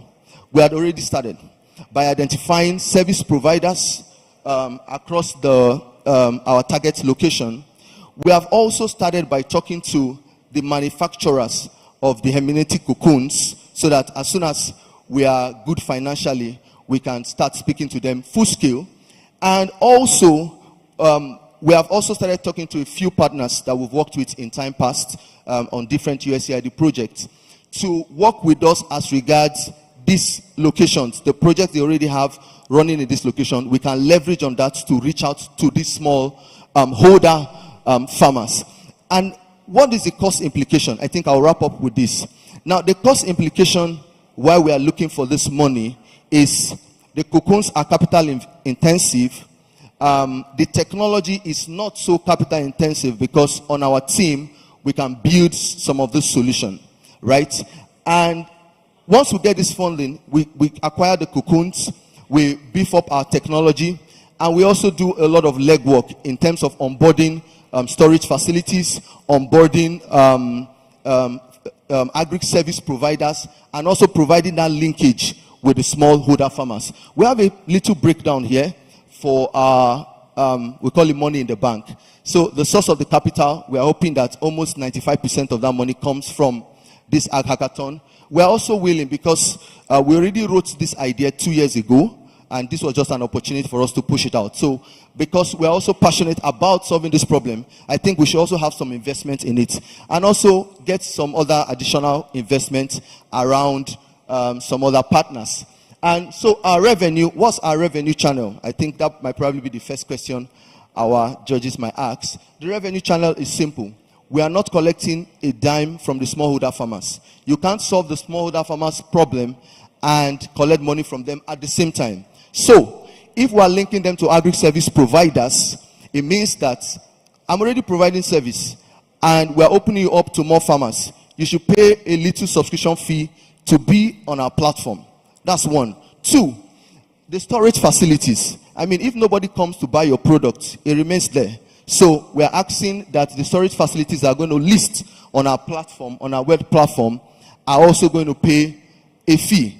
And thirdly, our third source of revenue is for this farmer that brings his product to come and store in the cocoons. You just pay a little rentage for keeping that product safe for the period of time you want to have it. Now, all of this put together, we believe that one, farmers would have increased their productivity. We believe that two, their income would have also increased. And three, we believe that it's going to also help solve the problem around food security. Thank you very much.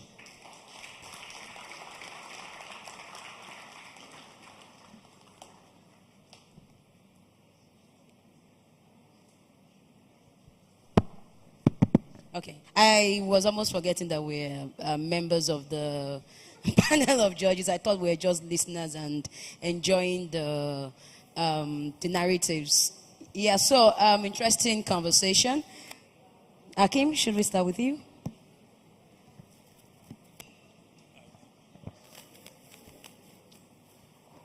Once again, amazing presentation, but I have just 2 questions. That will pick you. You've been in the industry for a while, as evident in your presentation, and when that happens, you tend to understand and also interact with a lot of problems. My question is, what one problem are you trying to solve, and how are you solving it? Which one do you want us to judge? The cocoon problem, the exchange problem, the information problem, the Northeast problem? Please don't even add Boko Haram. So, which one do we judge you on? Okay, thank you very much. Thank you very much. In answering that question, I'll just also even have us run a quick test. Like I said, there's a whole long value chain. So the first thing we're doing, I just want to break it in simple bits now. The first thing we're doing is we are connecting farmers to agri service providers, right, using a USSD code. The second thing we are doing is, if these farmers has produced their product, right, they need somewhere to store it. And that's why we're introducing a new technology around storage. And the last thing we are doing is, once those commodity gets to the storage, the next thing we want to do is you want to get people to buy off those commodities. That's why we have a web platform that links up where the commodity is and the premium buyers. So if you don't mind, I just want to ask us to, maybe the 4 judges, if you don't mind, can you just test our USSD code to just see a brief practicality of what I want to say. So if you just don't mind, you can dial. This is just for our judges.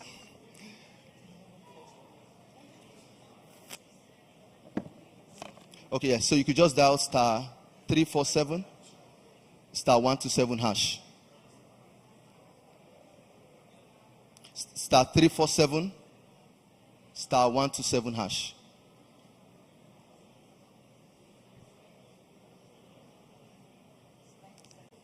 Pardon? Yes, so you can see the list of all the agri service like I did mention. Now it's left for the farmer to select. It's left for the farmer to select any of the option he desires, and it takes it up from there, from communicating to the service provider. So they are just, it's a long value chain, and we're just stopping at 3 points in the entire value chain. Thank you. Okay, no. All right. I mean, this is perfect. So it now brings one question from my end, right? Who handles, so it's a value chain, and then the services provided along that value chain. Who handles these services? Are each and every one of these services provided by, like, handled? What is the back office solution? And back office in this instance is, you know, the cocoons. Who provides the cocoons? The financial services, if I'm guessing, that is credit, right? Who provides the credit? Also the spray agents, agrochem, off-takers. Is everything provided by AgricBox, or do you have people who work the back office? Do you have other services? Other services where AgricBox is the front end, somebody else is providing the credit because you have the farmers, somebody else is providing cocoon service, or is AgricBox the sole provider of all of these services across the value chain? Okay, thank you very much. So it's almost... So you again, attaching my question to someone else's, just to also simplify what he is asking, right? You are pretty much doing a platform play. Essentially what that means is you have to have a demand side and you have to have a supply side. How do you generate the demand side, and how do you, first, are you the one generating both sides of the equation, both the demand and the supply side? And how do you generate both the demand and the supply side? Okay, all right, thank you. So in one word, I would call the entire solution a market system approach, for example. So it is impossible for us to be the aggregators, be the spray agents. These guys already exist. So when you go to a community or a local government level, they already exist. They are spray agents. They are guys that give small financial loans to farmers. They pay back at harvest. They are guys that do the vet services. So they exist. All we are doing is we are bringing all of these people into our platform, right? And then they can now provide services to the farmers that are already existing.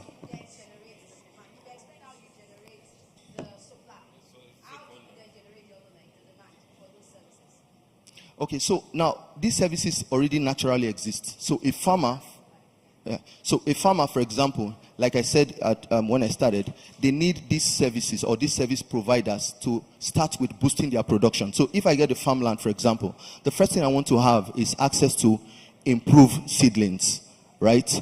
I want to also, when I probably planted, I also want to have access to good agrochemicals. Okay.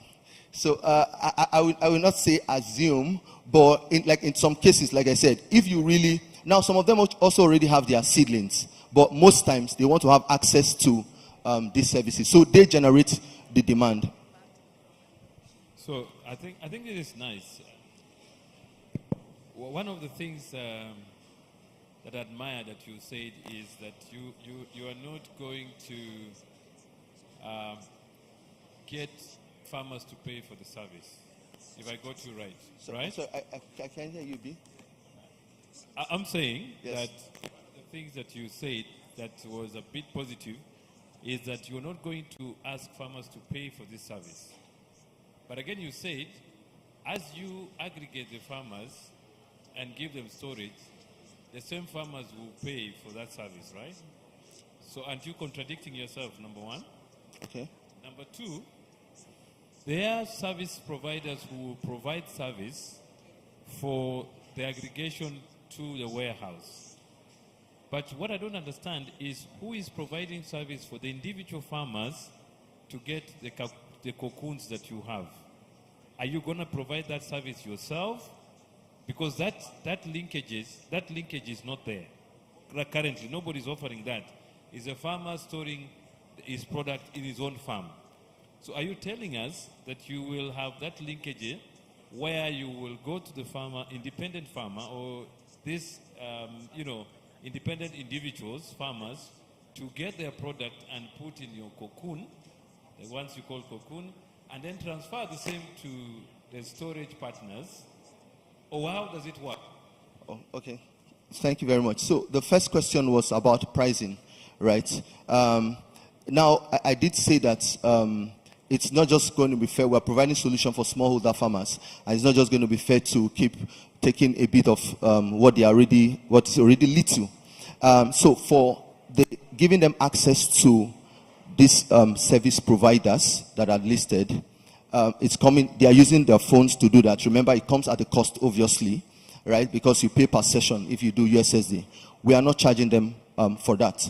However, the ones that chooses to solve their harvest lost by saying that, oh, if I put my product on the store in my farm, I still have little insects come penetrate the bags and destroy it. We are providing an alternative to that traditional storage system they have. And if they choose to use the cocoons, yes, they're going to pay a meager amount for it.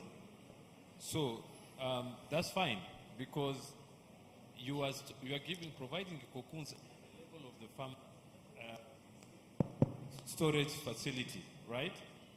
But who is going to aggregate them to the storage facility where now you're crowding the other demand side, which is now the premier off-takers? Who's going to, how is the logistics between the farmer storage to the main storage? Who is going to provide? Okay, thank you. Okay. Which is actually the demand side she was talking about, yes. Oh, okay. Thank you very much. Now, what we are doing with the cocoons is, it's almost impossible for us to have cocoons substitute all the storage facilities already exist. We are just more like backstopping and supporting for a start, right? And these cocoons, because they are mobile, I did say they are mobile. I can try to set up one here, and tomorrow I don't want to put it here. I can dismantle it and take it probably somewhere to Yaba, for example. So we are putting it in such a way, it's positioned in such a way that is around farming community first, and also where you have clusters of farmers. So there is not a whole lot of money spent on logistics to get it from their farm to the cocoons. That's one. Two, how do these premium buyers access the product? Like I said, if, for example, I have a cocoon and you already have a traditional storage facility, we're not leaving you out, right? You have product, I have product in the cocoons. What we need to do is to get the premium buyers to know that we have this product and also be able to reach out to us to make purchases. Yes. Maybe a solution I'm thinking that would help your system is if you work with already existing storage providers, aggregate the smallholder farmers' product into those storage, then it will be easier for any premium buyers to get them, instead of having them stored in every farm store, because then that would mean they will to go and aggregate them and then send them to these stores that are centralized. So if you could actually work with already established warehouse providers to just move those, you do the aggregation of all the product of the farmers that you reach and then move them collectively to a central place. then the off-takers could off-take them. That's well noted. Thank you very much. AgricBox, right? Please, a round of applause for him.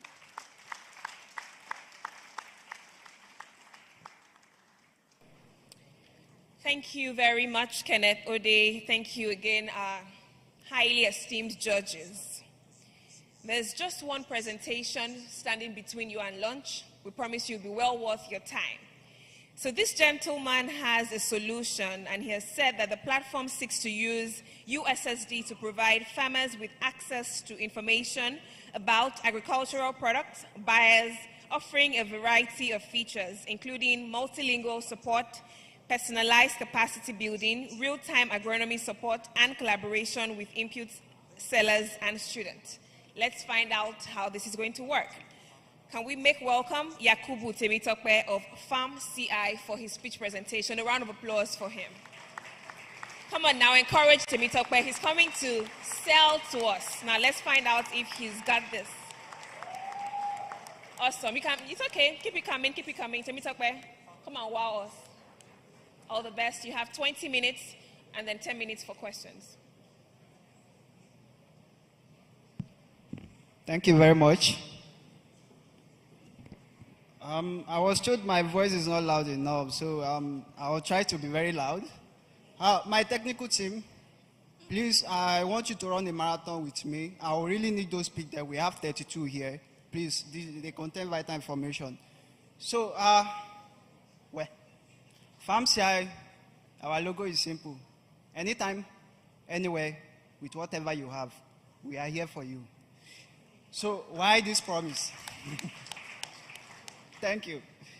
My father was a farmer. Well, I'm a student of Olabisi Onabanjo Computer Science for noted purpose. My father was a farmer. He enrolled me to computer science, and he said, when you graduate, I need you to work on the farm. And I told him, okay, I'll do that. But first, I'll add computer to it and technology. So that is why I'm here. So let's start.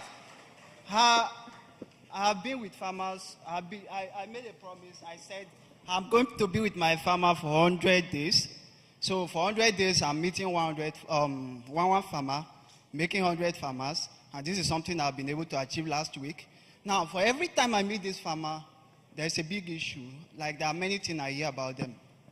So it's either they are complaining of one problem or the other.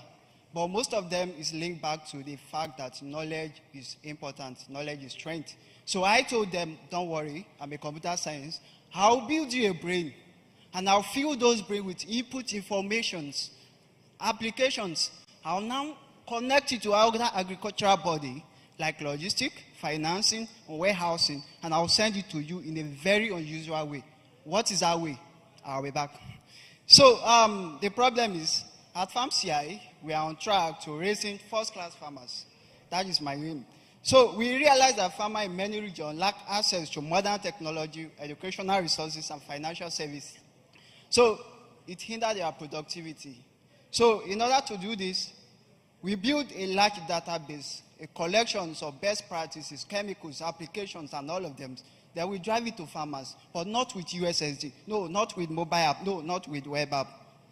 All this, they have been built before. Many companies build it and they fail. If it doesn't work, something is wrong. I'm not going to do that again. Never. Now, for you to know what I'm using, I'm coming back, but let me tell you the problem. Please, are we ready? This is 38 million farmers. This is the farmer Nigeria have today. And Nigeria population has grown to 250 million. There have been no census, but I'm telling you it's 250 million.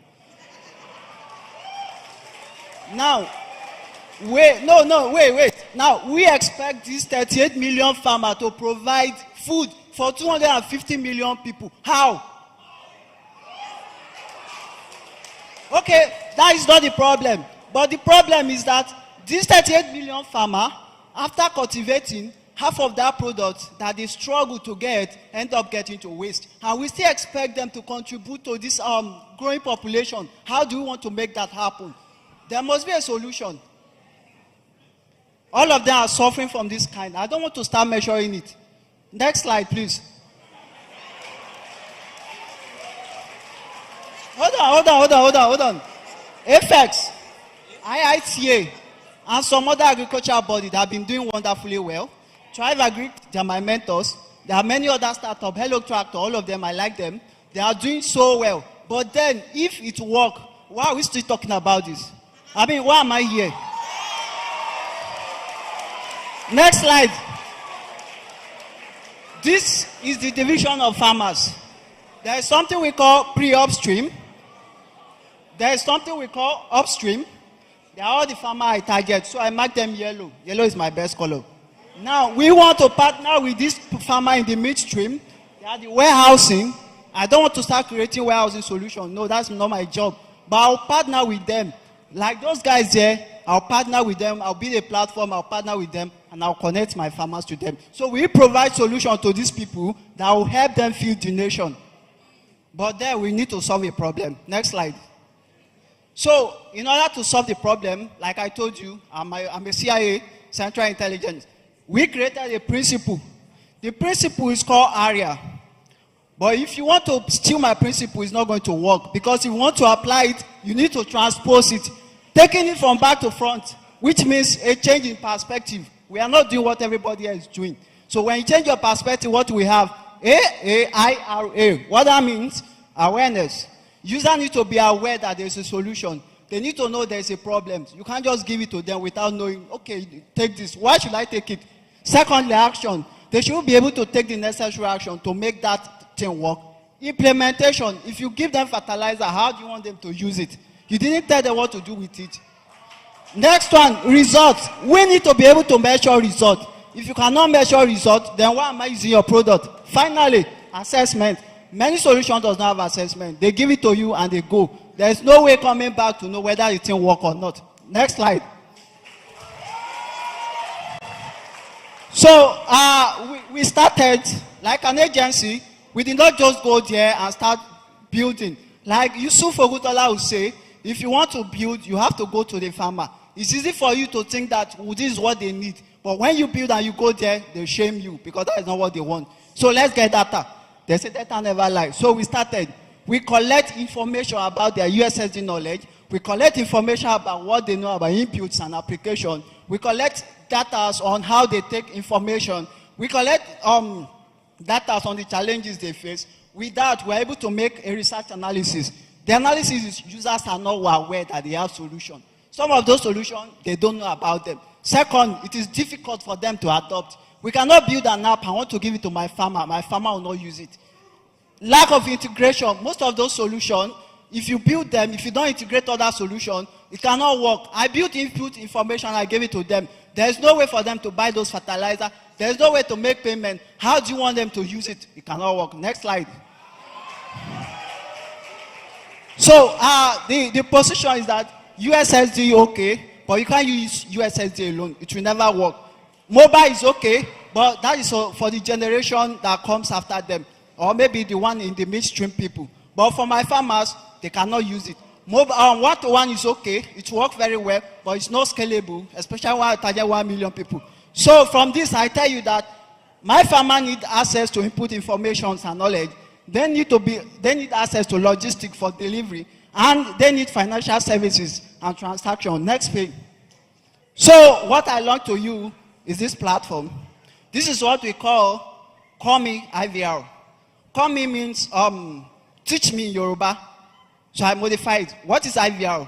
IVR is interactive voice response system. Press 1 to dial 0. Press 2 to listen to this. Now, do you know why this work? Because this farmer cannot read. I know you want to give them USSD, you want to solve solution. But most of these people, they don't know how to read. I'm Yoruba and I cannot read Yoruba language. Now you want to give Yoruba. Calm down. So the platform allowed me to get input information, convert it into audio, and provide it to farmer in their basic language. So they dial the number that is toll free, and they navigate to the one they use, and they pick it up, and they said, okay, this is what I want to learn, and they start learning it. Now, next slide. Now, how do we start? We start with our field office. I know you are thinking, maybe they sign up. No, they don't sign up.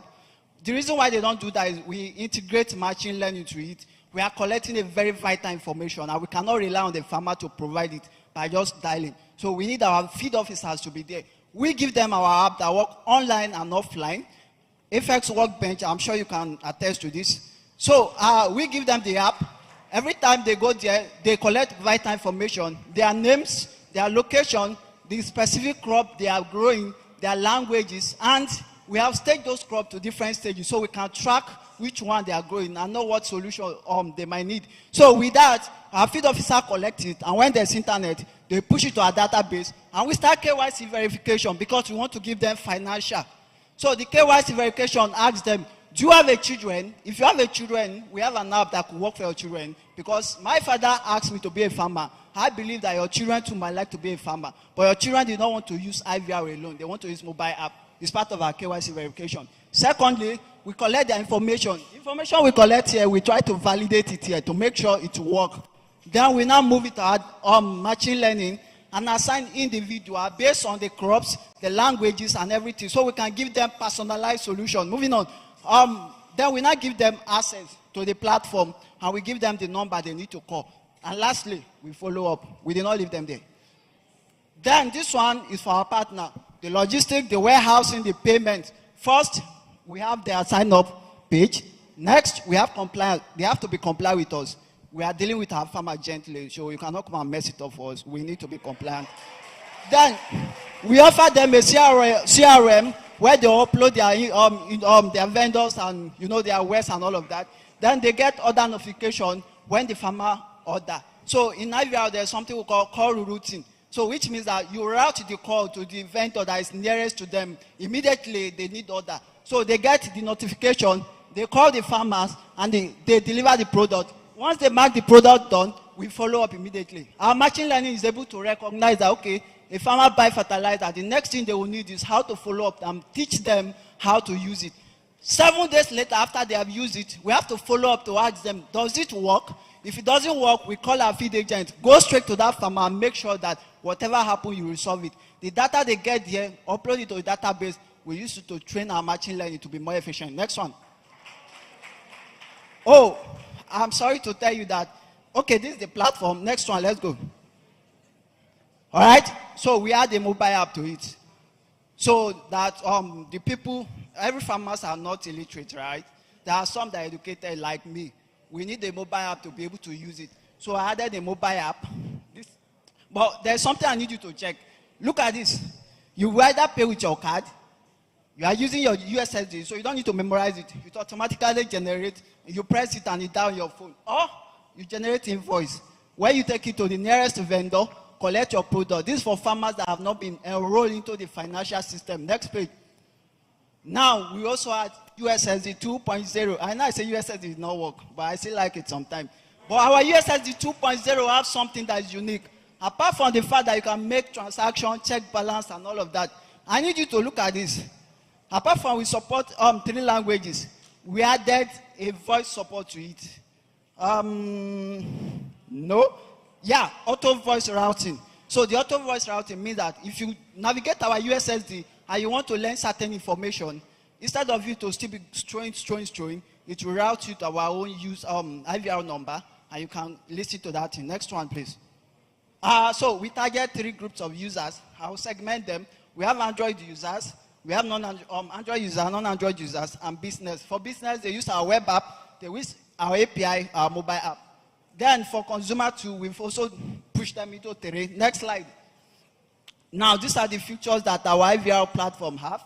It supports 15 commodity, end-to-end, and so many more. Like, my time is running out, so I might not be able to list them out, please, but I'll answer any question that come after the next slide, please. So now I wasn't the one that built the platform. There are great solutions there that I've used one of them. Here's my top competitor, NISA. If you are NISA from here, sorry, I copied you a little bit. So NISA, in 2021, NISA launched a platform that uses interactive voice response system to deliver solutions to more than 2.7 million Nigerian farmers. Does anybody know that? Now, they did, and it's still working because I tried yesterday. So what I'm telling you is now is that though they are my competitor, I was able to copy them and I added machine learning solution on top of it. Now, there's also great company like Sigja. It's a very popular agricultural company. They're also promoting similar solution. This is from Rwanda. Yeah, this is one of them is from Rwanda here. One is from Kenya, and there are so many other solutions. This place cannot contain it when I start listing them. Next one, please. Then we added a hub for farmers that want to get physical with us. They said that, where is your office? And I told them, we have an office. So our hub is here so that you could do all this. But there's something you need to know. I divided them into 3. This one, we can test new fertilizer, test new plants. This one is for learning. I want to make sure that students can learn real agronomic, not theory. And this one is customer support. I saw this in FX when I went there and I love it. I sent to our team. Our team said they love it. I said, we are doing it. Straight. Next one. So here's our competitor. The platform is NFBS. That is from NISA. But why is it that their own didn't work like our own? Well, here is it. Their own content is pre-recorded. Our own is real time. It's tailored to individual farmer. Number 2, it relies on keyboard navigation. We add voice input so user can talk. Number 3, it's pegged on network, one network, MTN. We want to peg it to 4 network, all the network in Nigeria. And yeah, they did not integrate third-party solution. It does not leverage on new technology like machine learning. But the most important painful one is that it directly breach our own principle, which is they don't follow up. They don't know whether the users get the solution. Next one, please. Okay, here's our partner. Next one, please. Okay, so this is how much the users are paying. They pay 15 naira daily or they pay 1K monthly. For app user, they pay 1 month. For the partners, we get 3 to 5% charges from them. Yeah, so our target is our customer lifetime value is within 3 to 5 years, which we average at 4 years, and we want to target 100,000 users within 8 months. If we do that, we are going to get 37 million naira per month. How do we want to do that? Well, we want to enroll 30 officers to 36 states. Each officer will get 100 users, and by the time we multiply by the amount we are going to make as gross income, we make a lot of money, 37 million. Okay, next one. So here's our customer metric. Cost of distribution, 15%, distribution cost, and many more. Sorry, I have to rush a little bit. So this is the current agricultural market in Nigeria. But for now, we are targeting on maize farmers so that we can use them to do example. And this is this, sorry. So we are targeting 6.2, which is 10% of 10% of what the total available market is. Next one. So our mode of customer outreach is radio tutorial. We know that these farmers are listening to radio, right? So we want to come into the evening program and teach them how to do farming. That is what we promise. Then we also gather them for seminar like this. We also use personalized training for farmers, and we have community and religion seminar. The other one in yellow has something we do commonly, so it's common. I'm not going to iterate on the next one. Now, we have great advantages, its usability and many more. We have great technology running behind us. Our USSD and IVR is coming from Africa Talking. We have AI language from Google TTS. We have financial from Momo, and great one. Next one, please. So, we have issue. We face limitation, like multilingual issue. We were trying to build multilingual platform, but we realized we are going to have issue with data. So we focus on one language first, then we scale it to another language, and like that. Then we also have ISP regulation. Like, we need to work with ISP to make this thing happen. And ISP is not going to get a startup if we don't have some financial and some regulation backup. So we need to work with them. Then there's data set issues and there's access to clean data issue. We're able to solve that. Next one. Here is our great team. Now, from here, look at this. This person is missing. She's a she. She'll be our marketing this thing. That is our gender equality this thing. Next one. So where are we now? We have been able to customize Microsoft Dynamics for our vendor. We believe we can use what we have before we even build anything. So then, number 2, we are training our data. Number 3, we are deploying our this thing through Google Cloud. And then we have prototype. We prototype VoIP. The problem with VoIP is it requires internet. What you want is done internet. But for prototype level, we have to use internet. Then we have deployed via cloud, and we plan to test it among 25 people of our farmer in the database. Next one. So this is the next thing we are looking on after we finish that. We need 2 drones, one for input and one for disease monitoring. We need soil testing that will work, portable one. Next one. Then this is our parallel this thing. We've been able to affect logistics, fintech, and education. So next one, please. This is the one I like. We have economic and social goods. You and I will attest that if we're able to build this solution, we are preventing poverty, number one. We are preventing hunger, like I tell you. Then good well-being for our farmers. Equality education, because we are teaching them. Then gender equality. I told you why that woman need to be there. Then we are reducing inequality, right? Then responsible consumption and production for everyone. And finally, partnership. I partner with them, partner with everybody to make sure this solution is implemented. Next one, please. Now, our mission is to track and build smart, intelligent, and productive farmers. Our vision is to touch 15 million lives in 3 years, 100 million farmers in 5 years. We are leveraging technology that allows ease of access. What are we going to do with our 10K? We want to spend it on infrastructure, we want to spend it on marketing, and we want to spend on miscellaneous costs. That is the percentage there. And here's exactly what we do. Next one. So we are riding on FX. This is what FX can do for us. We are riding on their seed bank, their ComX, and their data and credit note, warehousing, fund, mentorship, and support to strengthen our position in the market. And most especially, their field officers. Hold on. Wait. Then the FX workbench.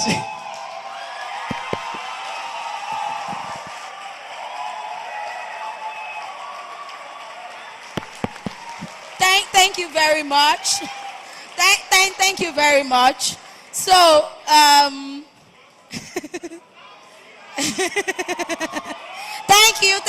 thank you. Well, while I was listening to you, I kind of had a flashback. How many of us watch Americans Got Talent? There was a particular episode where one of the judges was enjoying the presentation so much, and then he pressed the golden buzzer in the middle of presentation. But because we are unbiased judges, we restrained ourselves from doing that. And even though we are unbiased, there's one biasness we will give you, and it is a career advice. If this does not work, go into politics, become a pastor, become a motivational speaker. Any of those 3 will work. So I think we'll take the questions now. Do you have any? I mean, thank you very much. Thank you very much. This is exciting. I like the fact that you are introducing interactive voice into your solution. That is very important, and the fact that you are growing this beyond what we will normally you'd see. But there are challenges around also interactive voice, technology, which I think you are aware of. And you need to pick those kind of the kind of challenges, but also the fact that, when I look at your presentation, I find it everywhere. I mean, it's everywhere. There's no particular thing I'm seeing you're solving for the farmer. You're talking about doing everything.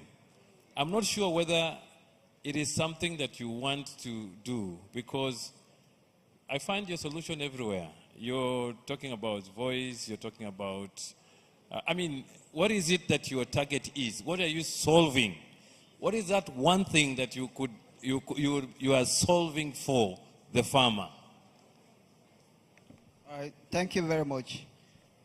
The bigger thing we are solving for the farmer is access to knowledge, input knowledge and application. That is the big one goal. We want to be the Google platform that farmer comes to learn new things. But in order for that to be efficient, we need to connect it to other partners, to other bodies, so that they just don't learn, but they can also take action. So if a farmer wants to learn how to apply fertilizer, they should be able to buy that fertilizer. They should have logistics that will deliver it from wherever it is to them. If they need to, they should be able to pay. So we are integrating a wallet with third party so that the farmer can make payments. And if the farmer wants to use cash, we should have a hub where the farmer can come. Now, I know that the logistics is an issue because I've been to a village which is 6 hours away from the nearest town. Now, what happens if somebody's in that place? That is why we are bringing the hub. We assume that if we have 100 farmers in that location, then we should bring our hub to ease that in. Now, the hub will also serve as a place where this farmer can come. So we stock up. We are using data. So with that data, we can stock up on the most demanded inputs. Seeds, when I mean input, I mean seed, I mean chemicals and all of that, so they can get it. Now, for the tractors and all of that, we cannot do all that together. So we partner with other organizations that are already doing it, that have a reputation, and we work together. So the one big thing we are solving, as I would say, is access to knowledge for the farmers, training, empowerment, and following up, and making sure that what they are learning, they're not just learning it, but they're actually applying it. We are seeing results, and we can track that result. That's, I don't know if that answered the question. It does. Hi again. So your pitch was very lovely. I'm not even going to lie. Thank you, sir. And while listening to it, it kind of reminded me of how agent banking started a couple of years ago, right? And I think from that instance, I'm going to give maybe one or two pieces of advice. First off, do it with the mobile app, do it with USSD. It's one of the things that agent banking learned early on, right? Is the fact that especially you're in a market where that you're trying to disrupt, innovate, teach. How agent banking started is they started using people. Before the OPays and the money points later on used their app, it was kiosks in different places, right? And POSs. Now, all I'm just going to say is this, in terms of my advice. Focus on using your people and the voice. Now you can have those things as attraction for the next 3 years. You can bring in a mobile app, something, because now you've trained them towards that side. Now, if I go to meet Malams to change dollars, they can do a transfer from my Money Point app. Before, 5-6 years ago, they weren't going to do that. The one thing that I noticed I didn't see, and it's actually lovely because you put it out there, you're providing a B2C and a B2B compartment. Your B2B compartment is where all of these services, all of these service providers, you're managing for these service providers. People who are doing their own order delivery, you can check out their notification. If a farmer wants, they call the voice. The voice has talked to the fertilizer producer that can send it back towards them. I didn't see that particular design tailored towards, or that particular product that's tailored towards those set of people. And in my own opinion, I don't know if you've launched fully. This is how I feel you should launch. Start with your voice and your agents, and then focus on the other side, which is your B2B side, because that's where you even get the more money from. Thank you. Thank you very much, sir. Okay. Thank you very much. I think I'll echo what everybody has said. It was a fantastic presentation. It was a testament to passion and knowledge. You clearly exhibited both during your presentation. My question is, you're leveraging quite a lot of offline components in your solution. How do you intend to scale with that? Considering that you need people, you need certain hubs in certain communities, that on its own is capital intensive, and you also want to customize to the needs of farmers. Those three components can sometimes come at you when you're trying to scale. How do you intend to solve that? Thank you very much, sir. The bigger idea is to move these farmers from the point A to point B. So over the long time, it's not that we are going to be using the offline, but first we need to be able to let them know that, okay, there could be a solution to these problems. Now, after we find solution, the next thing is to move them from there to a more coverage ones where they could shift. Of course, farmers use Android phone, but it's just that most of them don't know how to use it. So with our offline method, we can shift them from there. Maybe in the next few years, then we can move them to that point where they become digitalized. So we are starting from the scratch and we're moving it up. But we have to start from the level they are to the level we want them to be. I don't know if that answered the question. I think the judges are kind of trying to take it easy with you because you've expended so much energy on stage management. So, yeah, for me, it's really, I see what the revenue would be, but I'm yet to see what the profitability would be, and what would then be the projection. Say what is the, again, from a revenue and profitability standpoint, what is the 3-year projection, 5-year projection? At least let's stop at 5 years. Okay. Have you given any thought to that? And if you've not, that's not a problem. All right, thank you, ma. Please, can you take me down to the financial page, please? Oh, you take it down. All right. So from there, I was able to calculate the cost of customer acquisition. I was able to talk about the cost that we are going to use to services per month. Then I was able to talk about how much I'm going to spend for advertising and all of that. So what I dropped down is the gross profit, which is 350. So now from this 350, I assume, is at the zoom because we are still a startup. There are variables, it changes. But I say that if we can have 30 farmers in 36 states, each one acquiring 100 users to our database, we'll calculate that to 108,000, and if we multiply by our gross profit, we're having 37 point something million. That is for monthly projection. Now, we are going to take that projection. It's unfortunate that I couldn't have because my PowerPoint was getting too much. Okay, please let me to take it down to the financial. So from there, I said we can be able to calculate. But let's face the reality. This is a startup. Even if I make a financial projection, it doesn't apply, especially in the agricultural sector. Things change very, very fast. So if I had projection, it's just for me to demonstrate. The reality is there's still going to be an issue. So that was why I omitted it and I didn't bother to put it there. But maybe next time I'll be able to add it. Thank you very much. That was good.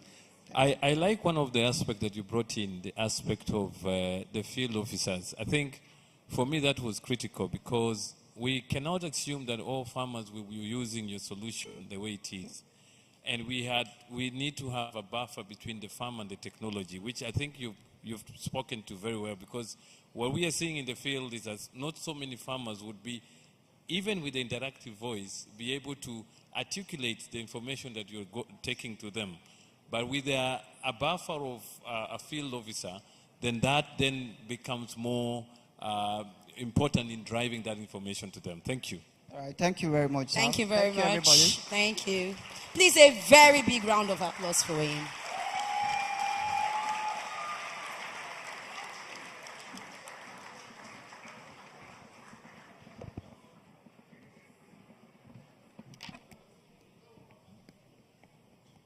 When I introduced FarmCI, I did say that he was standing between us and lunch and that we hope he will be well worth our time. Please tell me what you think. Of course, I need the energy. Please give me a round of applause. Thank you. I looked around and I saw that lots of tables have been broken. He shattered all the tables and almost confused all of us, but well done. Thank you very much. So we've had 4 pitches now. We will go for lunch, but just before then, we have a special gift for everyone. This is a special gift. So please bring out your phones. Everyone, please. Thank you. It's a very special gift. Please bring out your phones. If I tell you how much now, you bring out your phone. People are just looking at me. Just bring out your phones. Thank you. Scan this barcode. It's a survey form. We want to hear from you. I mean, we're not done. See, look at you. Because it's no money. Wow. All right, so please, we want to hear from you. Just feedback so far, how it's going, what you think we've done excellently well, and what you'd like to see in 5.0. But anyways, once you scan the QR code, you can get all the information. Please, let's hear from you. Thank you so much. We have one more amazing panel and 2 more pitches, and the announcement, then the after party. So please don't go anywhere. It's now time for lunch, but just a quick announcement as you go for lunch. All our speakers, our moderators, our partners, and special guests, everyone is special, but our very special guests who are seated in front, please follow the hostesses to my right, which will be to your left. But if you're facing the hall, you will now have to go to my right, to the cocktail area. For all the other distinguished guests in the room, please go to my left, which will then also be to your left if you're facing the lunch area. Our hostesses will be more than happy to provide directions. See you in 45 minutes. Enjoy your lunch. Bye.